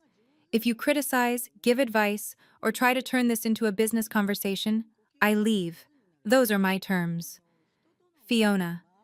His response came within an hour. Agreed. Thank you. I set the date, March 20th, 3 p.m., at a cafe near Stephansplatz. 60 minutes. I told Lucas about it over lunch. Are you nervous? He asked. Yes. Do you think he's changed? I don't know, but I'm not the same person he left in Italy, so even if he hasn't changed, it doesn't matter. I'm not going back to who I was. Good. The weeks leading up to March 20th felt long. I kept imagining the conversation, what he'd say, what I'd say, whether it would end in reconciliation or another boundary. But I also realized something. I didn't need it to go well. I'd already built a life I loved. My father's approval, or lack of it, couldn't take that away. On March 19th, the night before our meeting, I wrote in my journal, tomorrow, I'm meeting my father. Not because I need him, but because I'm finally strong enough to face him without losing myself. That's the difference. March 1st, 2025. I sat in my office in Vienna, reviewing the latest progress reports from our schools in Poland and the Czech Republic. Dr. Moretti knocked on my door. Fiona, we're expanding again. 5 more schools, Poland and Czech Republic. Are you in? I didn't hesitate. I'm in. Lucas leaned over from his desk. You know, a year ago you were a high school teacher in Portland. Now you're shaping education policy across Europe. A year ago, I said, I was waiting for permission to be great. Now I just am. My phone buzzed. A text from Sarah Mendez, the scholarship recipient. Ms. Hudson, I just got accepted into my master's program. Thank you for fighting for us. I texted back, keep fighting, it's worth it. I closed my laptop and looked out the window at Vienna, the city I'd chosen, the life I'd built. In June 2024, my father and brother thought they were teaching me a lesson. They were right, just not the one they intended. I learned that my worth was never theirs to define. That approval I had to beg for wasn't worth having. That walking away from toxicity isn't abandonment, it's self-preservation. I learned that the people who truly value you will show it, not make you prove it. And I learned that sometimes, being left behind is the greatest gift you'll ever receive. Next week, I'll have coffee with my father. I don't know what will happen. Maybe he's changed. Maybe he hasn't. Maybe we'll rebuild something small and fragile. Maybe we won't. But for the first time in my life, I'm not afraid of the answer. Because I don't need his approval anymore. I have something better. I have my own. Thank you for watching my story. If you've ever felt underestimated, undervalued, or left behind, I hope this reminds you, Your worth isn't up for debate. If this video helped you, please like, subscribe, and share it with someone who needs to hear it. And tell me in the comments, what's one boundary you're setting this year? I'll be reading every single one. See you in the next video. My mother spent her final 3 weeks alive writing in a red leather diary. She made me promise two things. Don't open it until she's gone, and only read it aloud if your father does something unforgivable. At her funeral, surrounded by 187 guests, my father introduced his assistant as his new fiancée. They giggled while I stood crying beside my mother's casket. "Get over it," he hissed when I confronted him. "She's dead. Life moves on." That's when I knew what I had to do. I'm Ingrid, 34 years old, a forensic accountant from Boston. And this is the story of how my mother's diary destroyed my father's empire in exactly 7 minutes. If you're watching this, please subscribe and let me know where you are watching from. Let me tell you about the Ashford family and where I fit into it, or rather, where I didn't. My father, Richard Ashford, built Ashford Property Holdings from a single strip mall in Dorchester into a $47 million commercial real estate empire. 30 years of acquisitions, developments, and handshake deals with Boston's power brokers. He sat on the board of the Boston Chamber of Commerce. He golfed with bank presidents. When he walked into a room, people noticed. 23 employees depended on that company for their livelihoods. And for 28 years, my mother Eleanor kept the books, managed the accounts, and made sure every number added up perfectly. Me? I was the daughter who only knew books. I have a CPA license. I'm a certified fraud examiner. At Morrison & Clark, the forensic accounting firm where I work, I've helped investigate 3 corporate fraud cases totaling over $12 million in recovered assets. I've testified in federal court. I've traced money through shell companies across 4 countries. But to my father, none of that mattered. "Ingrid, leave the business talk to Derek," he'd say at family dinners, waving his hand dismissively. "You don't need to worry about complicated things." Derek was my half-brother, 29 years old, my father's son from his first marriage. He held the CFO title at Ashford Property Holdings, despite having an MBA from a mid-tier program and 0 experience outside the family business. I was the one with the credentials. Derek was the one with the corner office. That was the first sign I should have paid attention to. My father never once asked my professional opinion about anything, not the company's financials, not investment decisions, not even his own tax returns. It was as if my expertise didn't exist, because acknowledging it would mean admitting his daughter might know more than his son. My mother was different. Eleanor Ashford held a bachelor's degree in accounting from Boston University, class of 1987. She graduated with honors. But when she married my father in 1992, he needed her family's capital to launch his first development project, and he needed someone to manage the finances while he focused on deals. So my mother became the invisible engine of Ashford Property Holdings. She processed every invoice, reconciled every account, and filed every tax return for 28 years. My father called her the bookkeeper when he mentioned her at all. She never corrected him. Not publicly, but with me, she was different. "Tell me about your case," she'd say when I visited, her eyes lighting up. "The one with the offshore accounts. How did you trace the money?" She asked questions that showed she understood, really understood, what I did. She remembered details from conversations months earlier. She celebrated my wins like they were her own. 14 months before the funeral, she was diagnosed with pancreatic cancer. Stage 4. The doctors gave her a year, maybe less. 3 weeks before she died, she called me to her bedside. Her hands were thin, almost translucent, but her grip was surprisingly firm when she pressed something into my palm. A diary. Red leather, worn at the edges, filled with her careful handwriting. "Don't open this until I'm gone," she said, "and only read it aloud if your father does something unforgivable." I didn't understand what she meant. What could my father possibly do at her funeral that would be unforgivable? Promise me, Ingrid. I promise. She held my gaze for a long moment, and I saw something in her eyes I'd never seen before. Not sadness, not fear, satisfaction. If my father dismissed me, Derek resented me. We were never close, half siblings with 12 years between us, and nothing in common except a last name. He'd grown up as the golden child of my father's first marriage, groomed from childhood to take over the family business. When that marriage ended and my father remarried my mother, Derek was already a teenager with a chip on his shoulder. He saw me as competition, even though I'd never wanted anything to do with Ashford Property Holdings. 6 months before my mother died, we had a family dinner at my father's house in Beacon Hill. Derek was bragging about a new acquisition, a mixed-use development in the Seaport District. We're projecting 18% returns in the first 3 years, he said, swirling his wine. I made the mistake of asking a question. What's the cap rate on the commercial portion? Derek's smile froze. The what? The capitalization rate for the retail and office space. It affects how you calculate. I know what a cap rate is, he snapped.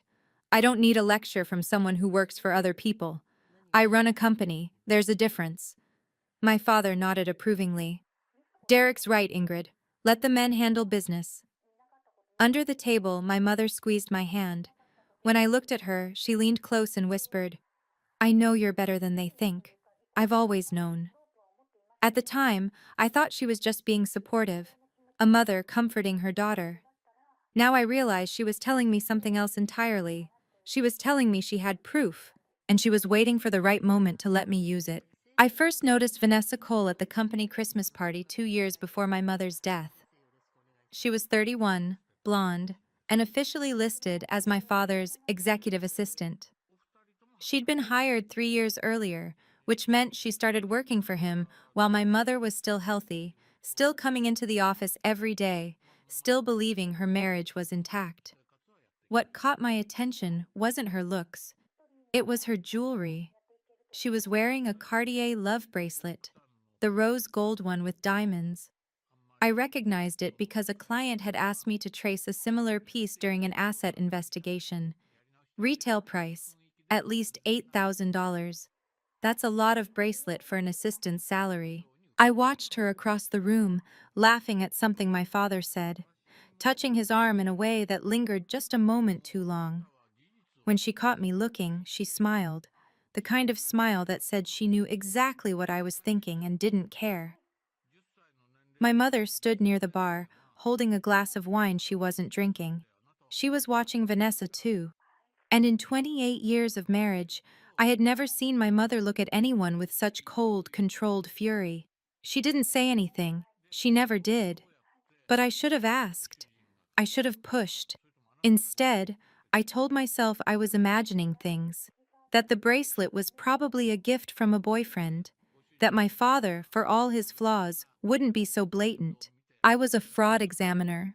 I was trained to see patterns, to question inconsistencies, to follow the money. But when it was my own family, I looked away. That was my mistake. And my mother paid for it. 2 weeks before the funeral, I learned what my father was really planning. I was at my mother's hospice bedside when Derek called. He didn't know I was there. He thought she was alone and unconscious, which she mostly was by then. But I heard his voice through the phone she kept on the nightstand, loud and excited. The Meridian deal is almost locked, he was telling someone. $28 million for 60% of the company. Dad wants it closed within 72 hours of the funeral. He says the timing is perfect. No estate complications, no delays. I sat frozen, listening. Yeah, Vanessa's getting 15% as a consulting fee, $4.2 million. Dad says she earned it for supporting him through the difficult period. 3 years. Vanessa had been my father's assistant for 3 years. My mother had been diagnosed 14 months ago, which meant the affair started at least a year before my mother got sick. And now my father was planning to sell the company my mother had helped build for 28 years, within 3 days of burying her. Vanessa would walk away with millions. 23 employees would likely be laid off, Meridian Capital was notorious for restructuring acquisitions. My mother's legacy would be erased. I looked at her lying in the hospice bed, thin and pale, her breathing shallow. The red diary sat in my bag, still unopened. Only read it aloud if your father does something unforgivable. I was beginning to understand. Beginning to. She knew. She knew what Richard was planning. She knew about Vanessa. She knew about all of it. And she'd spent her final weeks making sure I would have everything I needed to stop him. Saturday, March 15th, 1:30 in the afternoon. St. Michael's Episcopal Church in Boston's Back Bay was filling with mourners, or at least people dressed as mourners. I stood near the entrance, watching them arrive, and tried to sort the genuine grief from the business obligations. 187 guests. I counted. 12 members of Ashford Property Holdings Board of Directors, checking their phones between handshakes.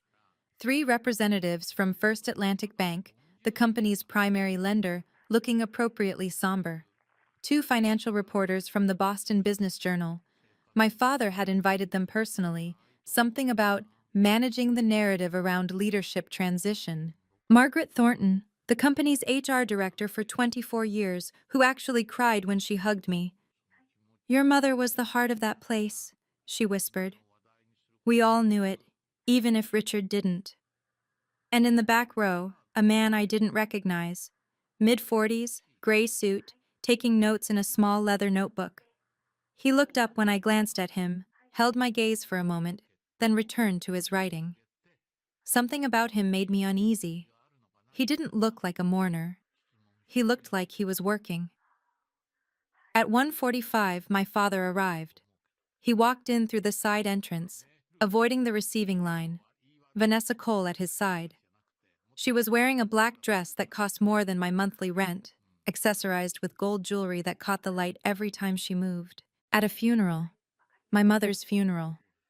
I felt the red diary in my bag, pressed against my hip. I still hadn't opened it. Part of me was afraid of what I'd find.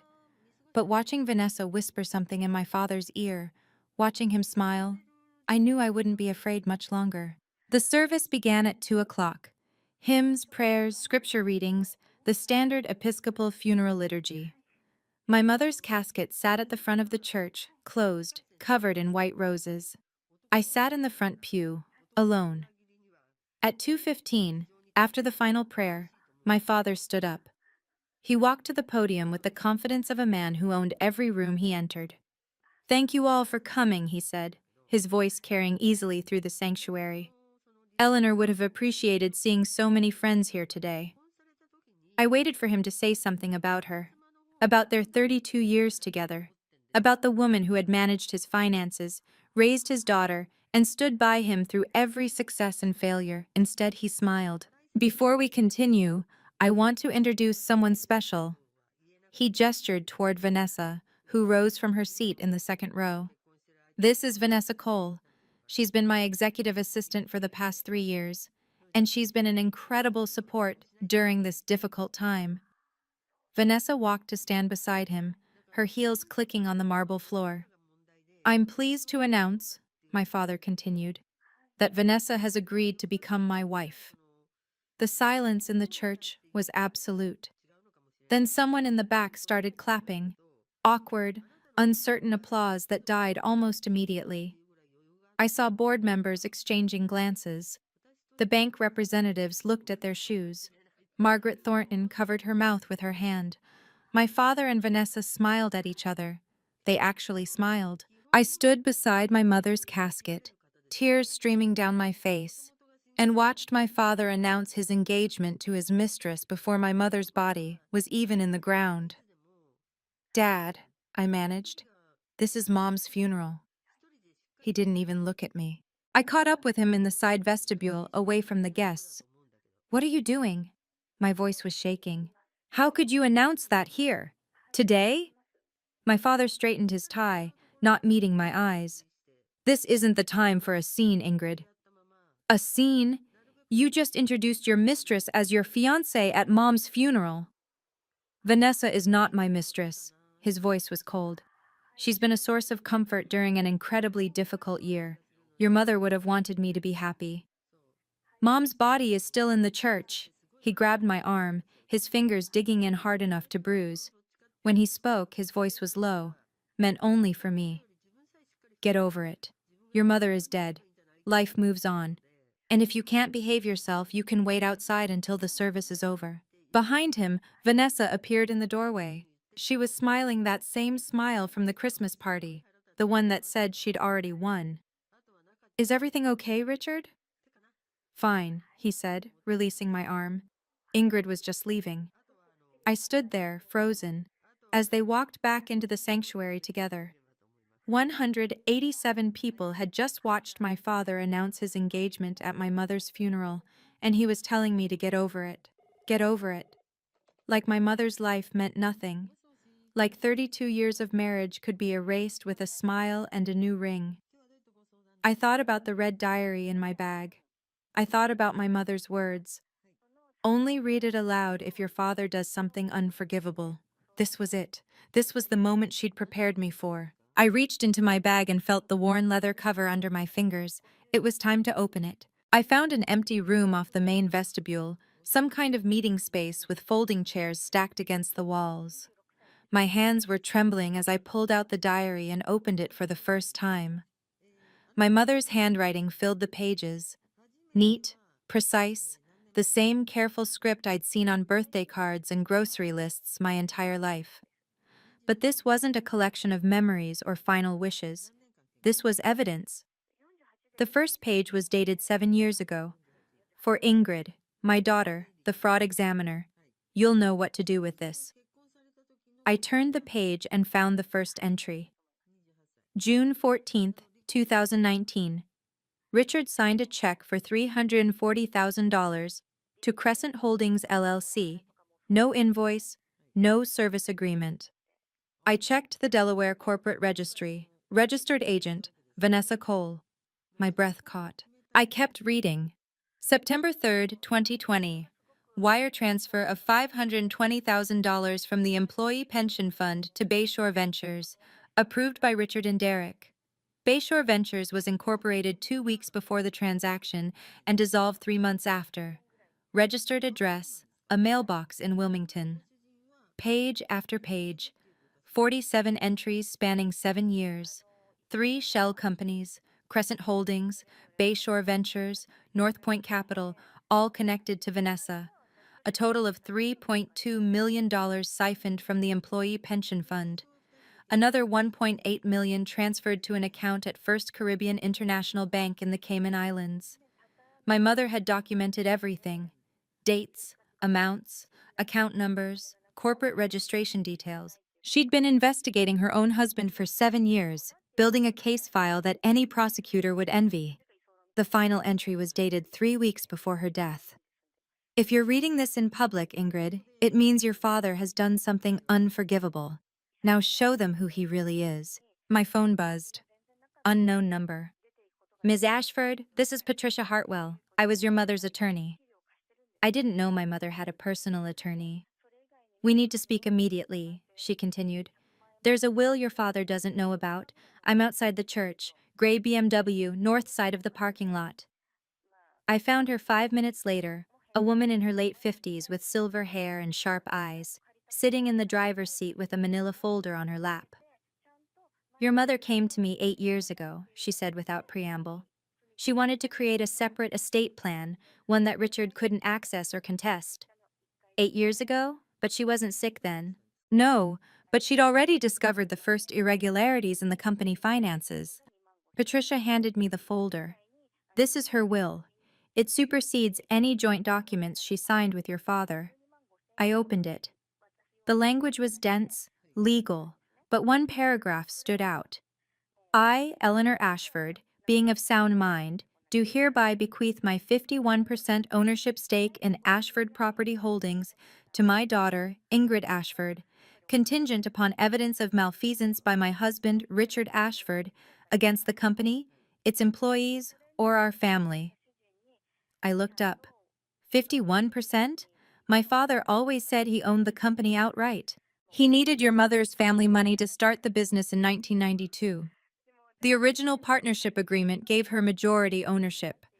Richard has been trying to get her to sign a transfer for years, but she never did. Patricia's smile was grim. She told me once, if Richard ever does what I think he's going to do, Ingrid will need leverage. This is her leverage. My mother had been planning this for almost a decade, and now it was my turn. Can you guess what happens next? My mother spent 7 years preparing for this moment, and I, the daughter my father always dismissed as too weak and too sensitive, am about to walk up to that podium. If you're following along, hit that like button and tell me in the comments, what would you do? Would you read the diary? We're just getting started. When I returned to the sanctuary, the eulogy had already begun. Derek stood at the podium, reading from a printed sheet of paper.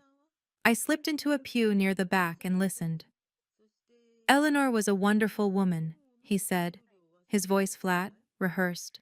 She dedicated her life to supporting my father in building Ashford Property Holdings into the success it is today. She was always there in the background, making sure everything ran smoothly. In the background, like she was furniture. Like 28 years of keeping the company's finances in perfect order was just support.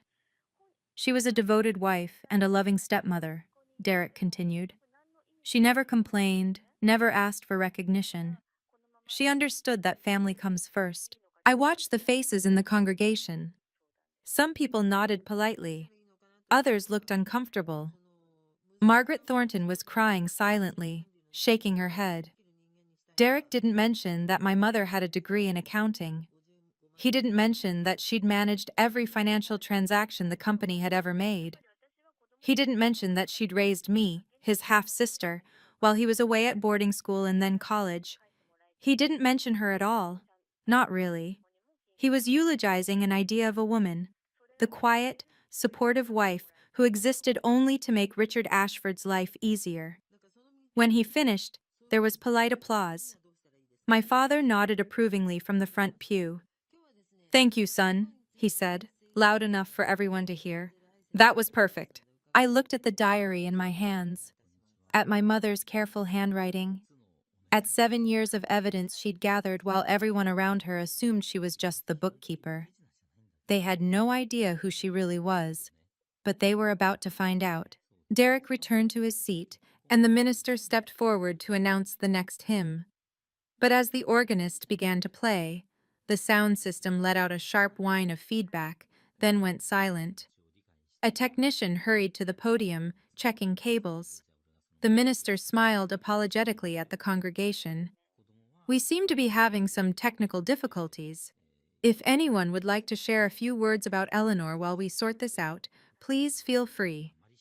I was on my feet before I knew what I was doing. "I'd like to say something about my mother." Every head in the church turned toward me.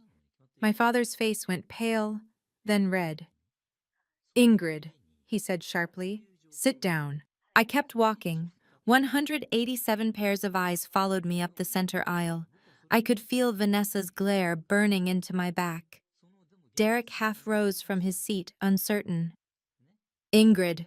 My father's voice was louder now, a warning. "This isn't appropriate." I reached the podium and turned to face the congregation. The man in the gray suit, the one who'd been taking notes, was watching me intently from the back row. He'd stopped writing. His hand rested on something at his belt. "My mother left me a gift," I said, my voice steady despite my pounding heart. "She asked me to share it with everyone here today." I held up the red diary. "This is her journal. She kept it for 7 years, and she wanted me to read her final entry to all of you." My father stood. "Ingrid, I'm warning you." "Sit down, Dad." I met his eyes. "You had your turn. Now it's mine." The church was absolutely silent. I opened the diary to the last page. I took a breath and looked out at the congregation. "Before I read my mother's words, I want to tell you something about her that my brother's eulogy left out." I kept my voice calm, professional, the same tone I used when presenting findings to clients. Eleanor Ashford graduated from Boston University in 1987 with a degree in accounting. She worked for this company for 28 years, and according to the original partnership agreement from 1992, she owned 51% of Ashford Property Holdings. Murmurs rippled through the pews. Board members exchanged startled glances. The representatives from First Atlantic Bank leaned forward. My father's face had gone white. That's not true. Eleanor signed.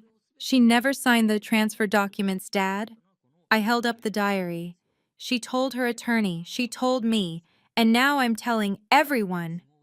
Vanessa was already rising from her seat, her face pale beneath her makeup. She knew what was coming. She'd known my mother kept records. She just never thought anyone would find them. My mother wrote this 3 weeks before she died, I continued. If you're reading this in public, Ingrid, it means your father has done something unforgivable. Now show them who he really is. I turned to the first evidence page. I'm going to read some entries. They include dates, amounts, and names. Everything my mother documented over 7 years of watching her husband steal from his own employees. The man in the gray suit stood up. He moved toward the side aisle, speaking quietly into his phone. 2 other people near the back doors shifted position. I hadn't noticed them before, but I noticed them now. They weren't mourners. They were waiting. Let's begin, I said. June 14th, 2019. June 14th, 2019, I read. Richard signed a check for $340,000 to Crescent Holdings LLC. No invoice on file, no service agreement.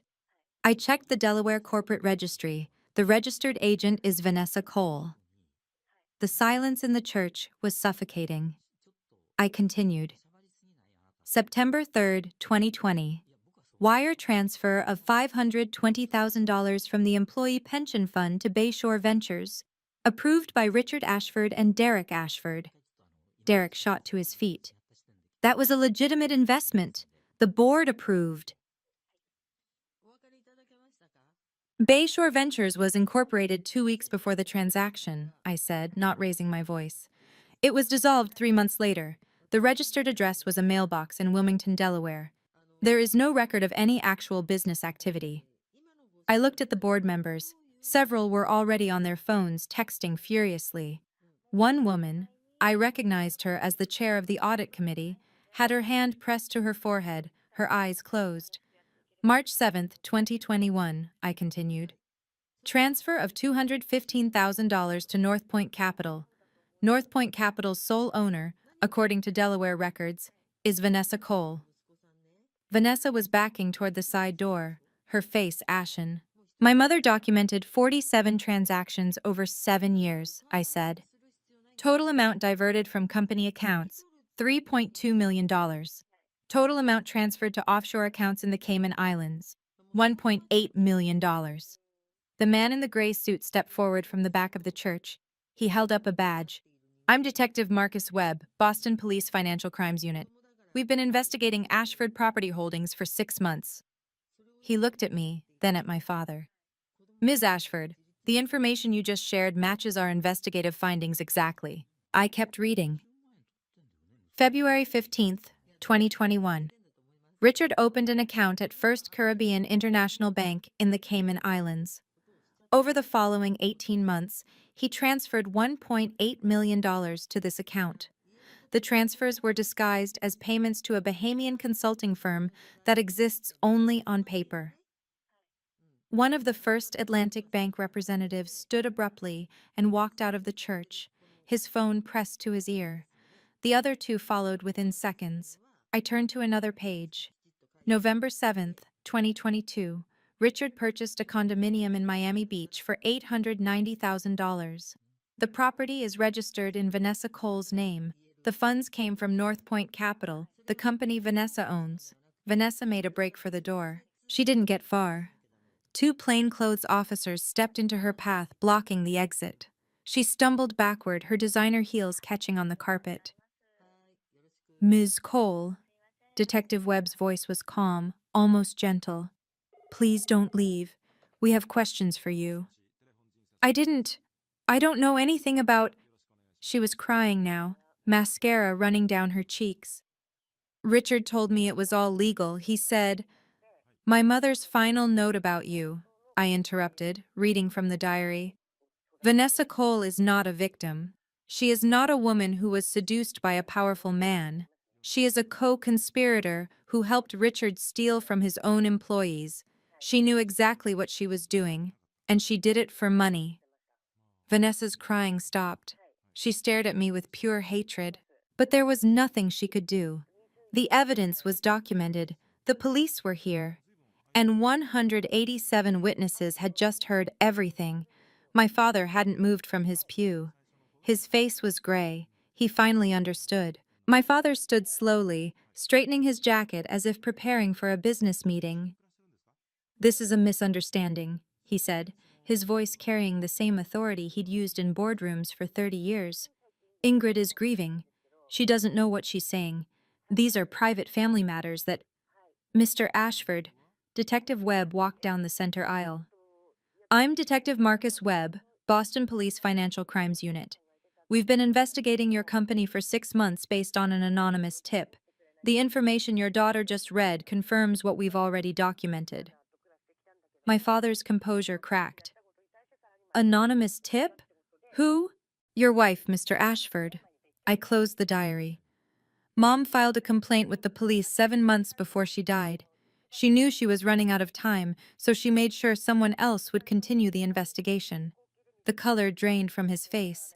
"She also made sure I would have everything I needed to finish what she started." I held up the diary.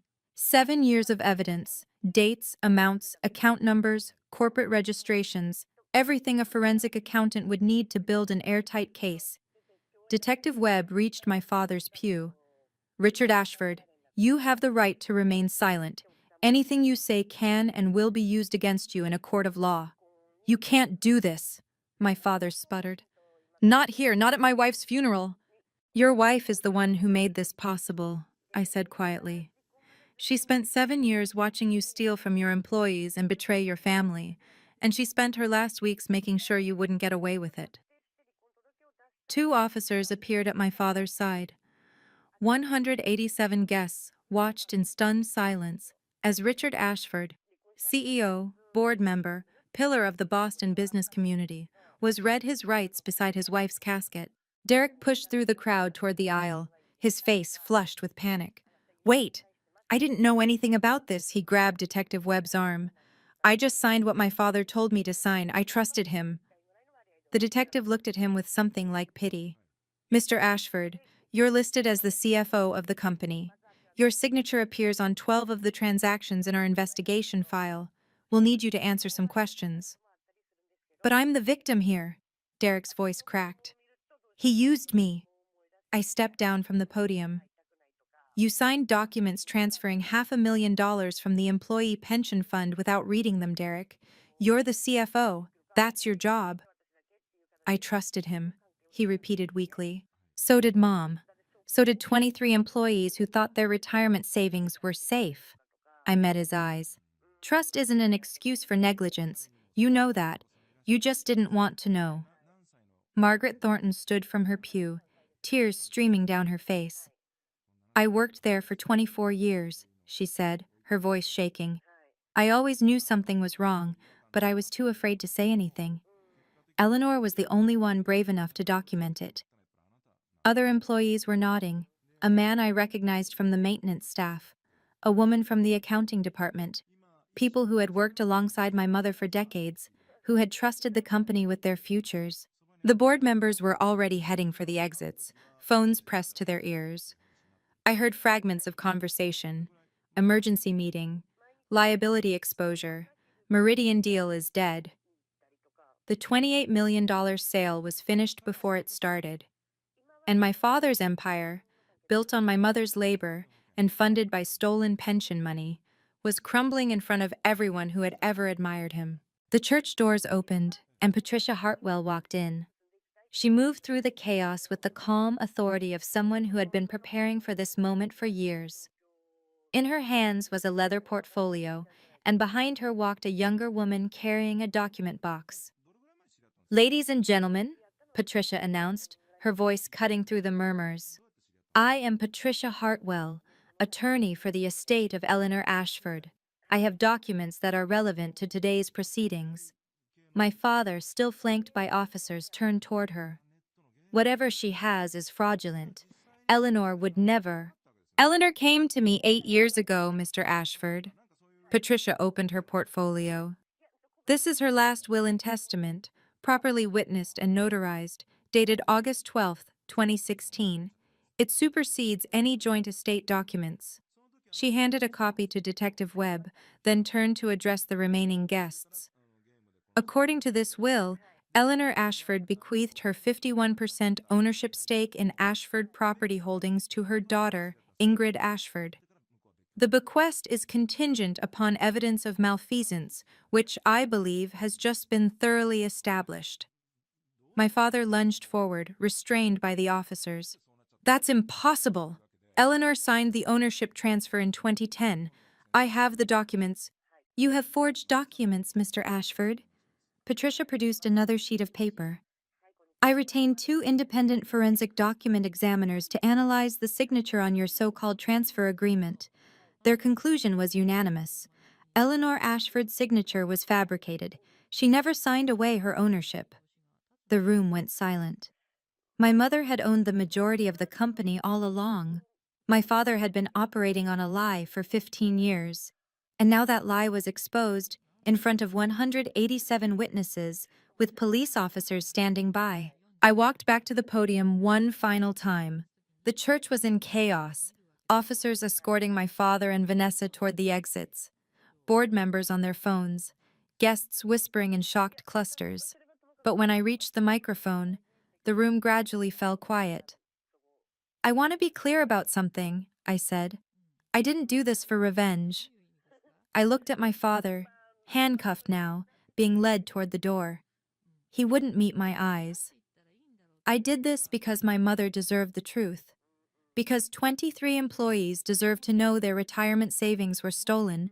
Because the people who trusted Ashford Property Holdings deserved to know who they were really dealing with. I turned to the remaining board members. As of today, I am the majority shareholder of this company. My first act is to cancel all negotiations with Meridian Capital Partners. There will be no sale. Audible relief from several employees still in the pews. My second act is to authorize an independent forensic audit of all company finances for the past 10 years. Every transaction, every account, every payment. The results will be shared with the police and with the employees. I looked at Margaret Thornton, who was still crying quietly. My third act is to begin the process of restoring the employee pension fund. Whatever was stolen will be recovered and returned. Margaret mouthed thank you through her tears. My mother taught me that the truth doesn't need to shout, I said. It just needs to be spoken. She spent 7 years gathering evidence because she believed that eventually someone would listen. I closed the red diary and held it against my chest. I'm listening now, Mom, and I promise I'll finish what you started.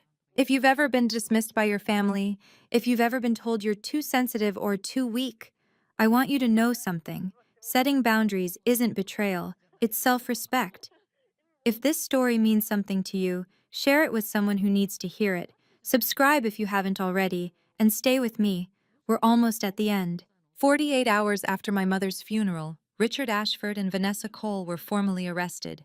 The charges were extensive: embezzlement, securities fraud, tax evasion, and pension fund theft.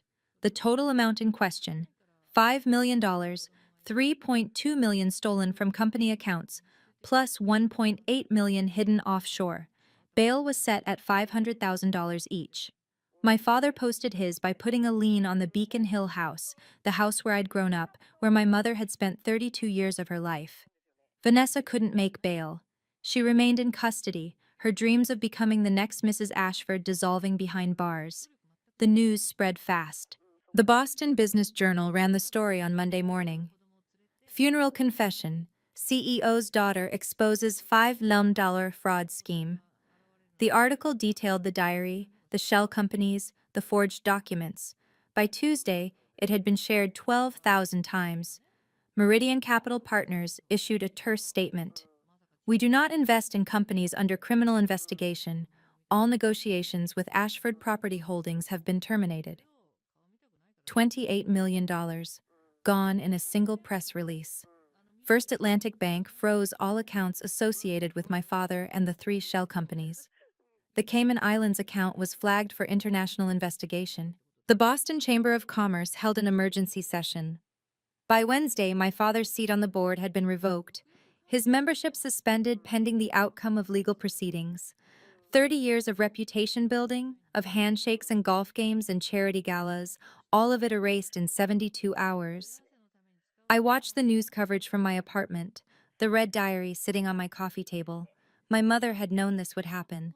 She'd planned for it, documented it, prepared me for it, and now it was done. The emergency board meeting was held 3 days after the funeral.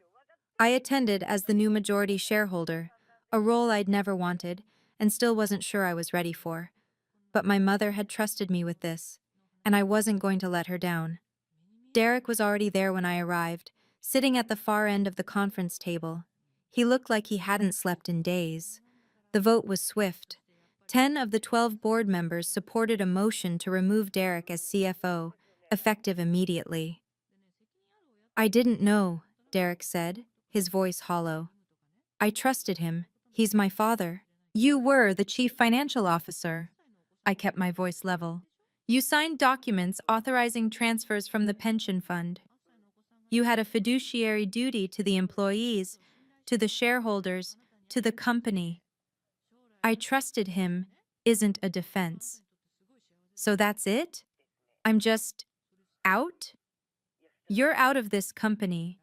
What happens legally is between you and the police. I paused. They're treating you as a witness, not a suspect. For now. That could change depending on what the audit finds. 3 other board members resigned during the meeting, citing personal reasons and potential conflicts of interest. They didn't want their names associated with the scandal. I didn't blame them. I didn't stop them either. After the meeting, Derek caught me in the hallway. Ingrid, I know I wasn't a good brother. I know I said things. You told me to leave business to the men, Derek. You laughed when Dad dismissed my career.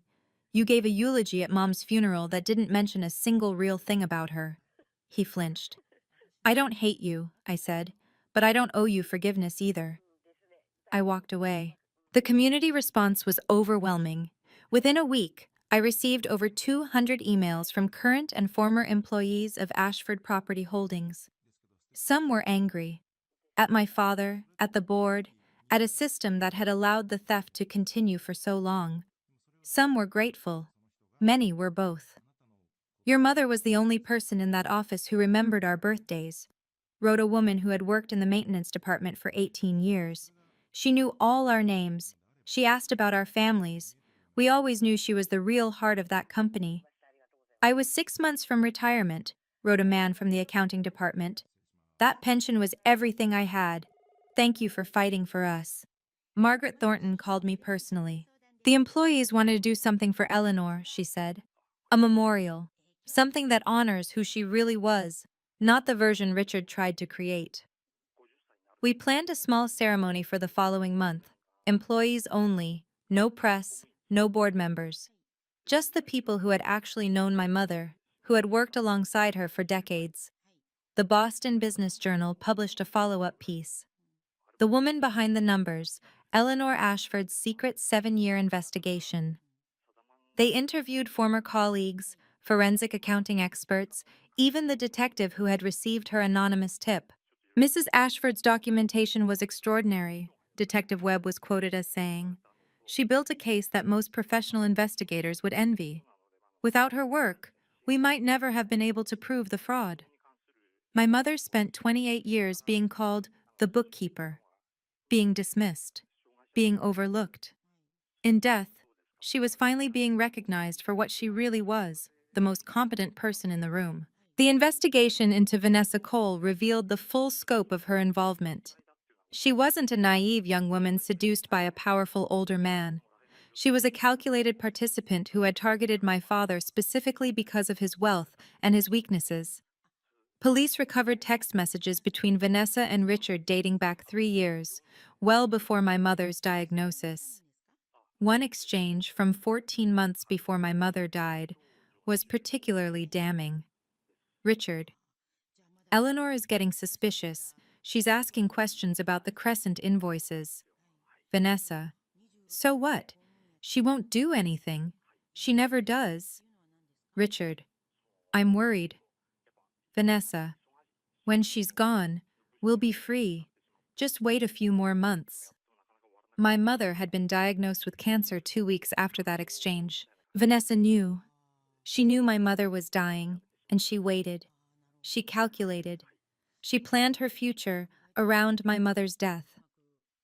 The Miami Beach condo, the one purchased in Vanessa's name, was seized as an asset derived from criminal proceeds. Her consulting fee from the Meridian deal, the $4.2 million she'd been counting on, evaporated. The charges against her were upgraded: conspiracy to commit fraud, money laundering, and accessory to pension fund theft. Her attorney tried to negotiate a plea deal, but the prosecutor wasn't interested. Ms. Cole was not a passive participant, the assistant district attorney told reporters. She was an active co-conspirator who helped design and execute this scheme. We intend to pursue the maximum penalties. Vanessa Cole, who had smiled at my mother's funeral while wearing jewelry bought with stolen money, was facing 7 to 10 years in federal prison. My mother had known exactly who Vanessa was. She'd documented everything. And in the end, she made sure Vanessa would face the consequences. 6 months after the funeral, Ashford Property Holdings was a different company.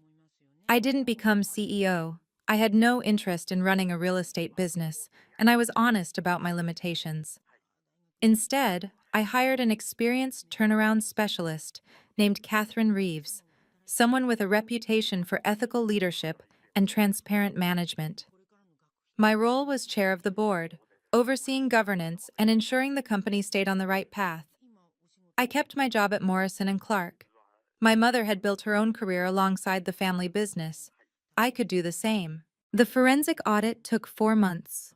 It confirmed everything my mother had documented and uncovered additional irregularities she hadn't found.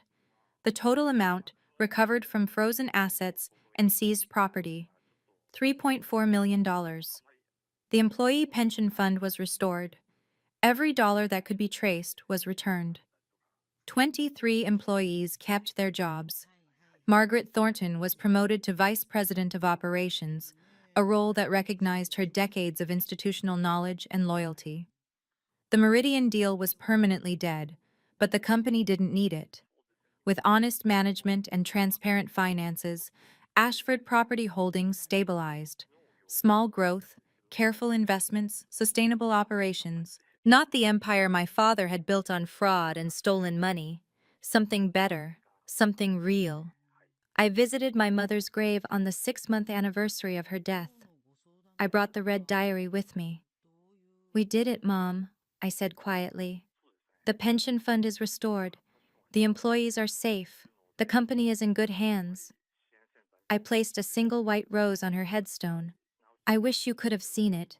I wish you could have been there when Patricia read the will, when the police arrested Dad, when the board voted to restore the pension fund." I smiled through my tears. "Actually, knowing you, you probably planned it exactly this way." My father wrote to me from house arrest, where he awaited trial. The letter was 4 pages long: explanations, justifications, appeals to family loyalty. He blamed stress, blamed the pressure of running a business, blamed my mother for not understanding the financial realities he faced. He never once apologized. I didn't respond, not because I was angry, though I was, but because there was nothing left to say. He had made his choices. I had made mine. The legal system would determine the rest. My silence wasn't revenge. It was peace. Derek was harder. He reached out several times in the months after the funeral: texts, emails, one awkward voicemail. He wanted to start over, to rebuild our relationship, to be the brother I should have been. I agreed to meet him once at a coffee shop in Cambridge. Neutral territory. I'm sorry, he said, and he seemed to mean it. For the things I said, for not seeing you, for all of it. I appreciate that. So, can we try again? Can we be family? I took a long sip of my coffee before answering. I don't hate you, Derek. But I'm not going to pretend the last 34 years didn't happen. If you want a relationship with me, it has to be built on honesty, not on pretending we were ever close when we weren't. What does that mean? It means I'm not making any promises. It means you prove yourself through actions, not words. It means we start from zero, and you earn whatever trust you want from me. He nodded slowly. That's fair. It's more than fair. It's more than you gave me. We finished our coffee in silence. It wasn't comfortable, but it was honest. That was enough for now. There was one more thing in the diary that I hadn't read at the funeral. On the very last page, after all the evidence and documentation, my mother had written a letter. Not for the public, not for the police or the board or the press, just for me. My dearest Ingrid, if you're reading this, then I'm gone, and you've done what I couldn't do while I was alive. I'm sorry I left you to fight this battle alone. I'm sorry I didn't have the courage to confront your father years ago, when I first discovered what he was doing. I told myself I was protecting you, protecting the family, protecting the employees who depended on the company. But the truth is, I was afraid. Afraid of what would happen if I spoke up, afraid of losing everything I'd built. You were never afraid, Ingrid. Even when your father dismissed you, even when Derek belittled you, even when everyone around you acted like your accomplishments didn't matter, you kept going. You built your own career. You became the person I always wished I could be. You are not weak. You are not too sensitive. You are strong in the way that matters most. You know who you are, and you don't need anyone else's approval to believe it. I am so proud of you. I have always been proud of you. Take care of the employees, take care of the company, but most importantly, take care of yourself. Set boundaries. Protect your peace. Don't let anyone make you feel small ever again. I love you more than I ever knew how to say. Mom. I read the letter 3 times before I could see through my tears. Then I closed the diary, held it to my chest, and let myself cry. Not from grief, from healing. If this story touched you, I'd love to hear from you. Have you ever had to set boundaries with family? Do you think Ingrid should forgive her father? Tell me in the comments. I read every single one. If you haven't subscribed yet, now's the time. Hit that bell so you don't miss the next story. And share this with someone who needs to hear that their truth matters. See you in the next one.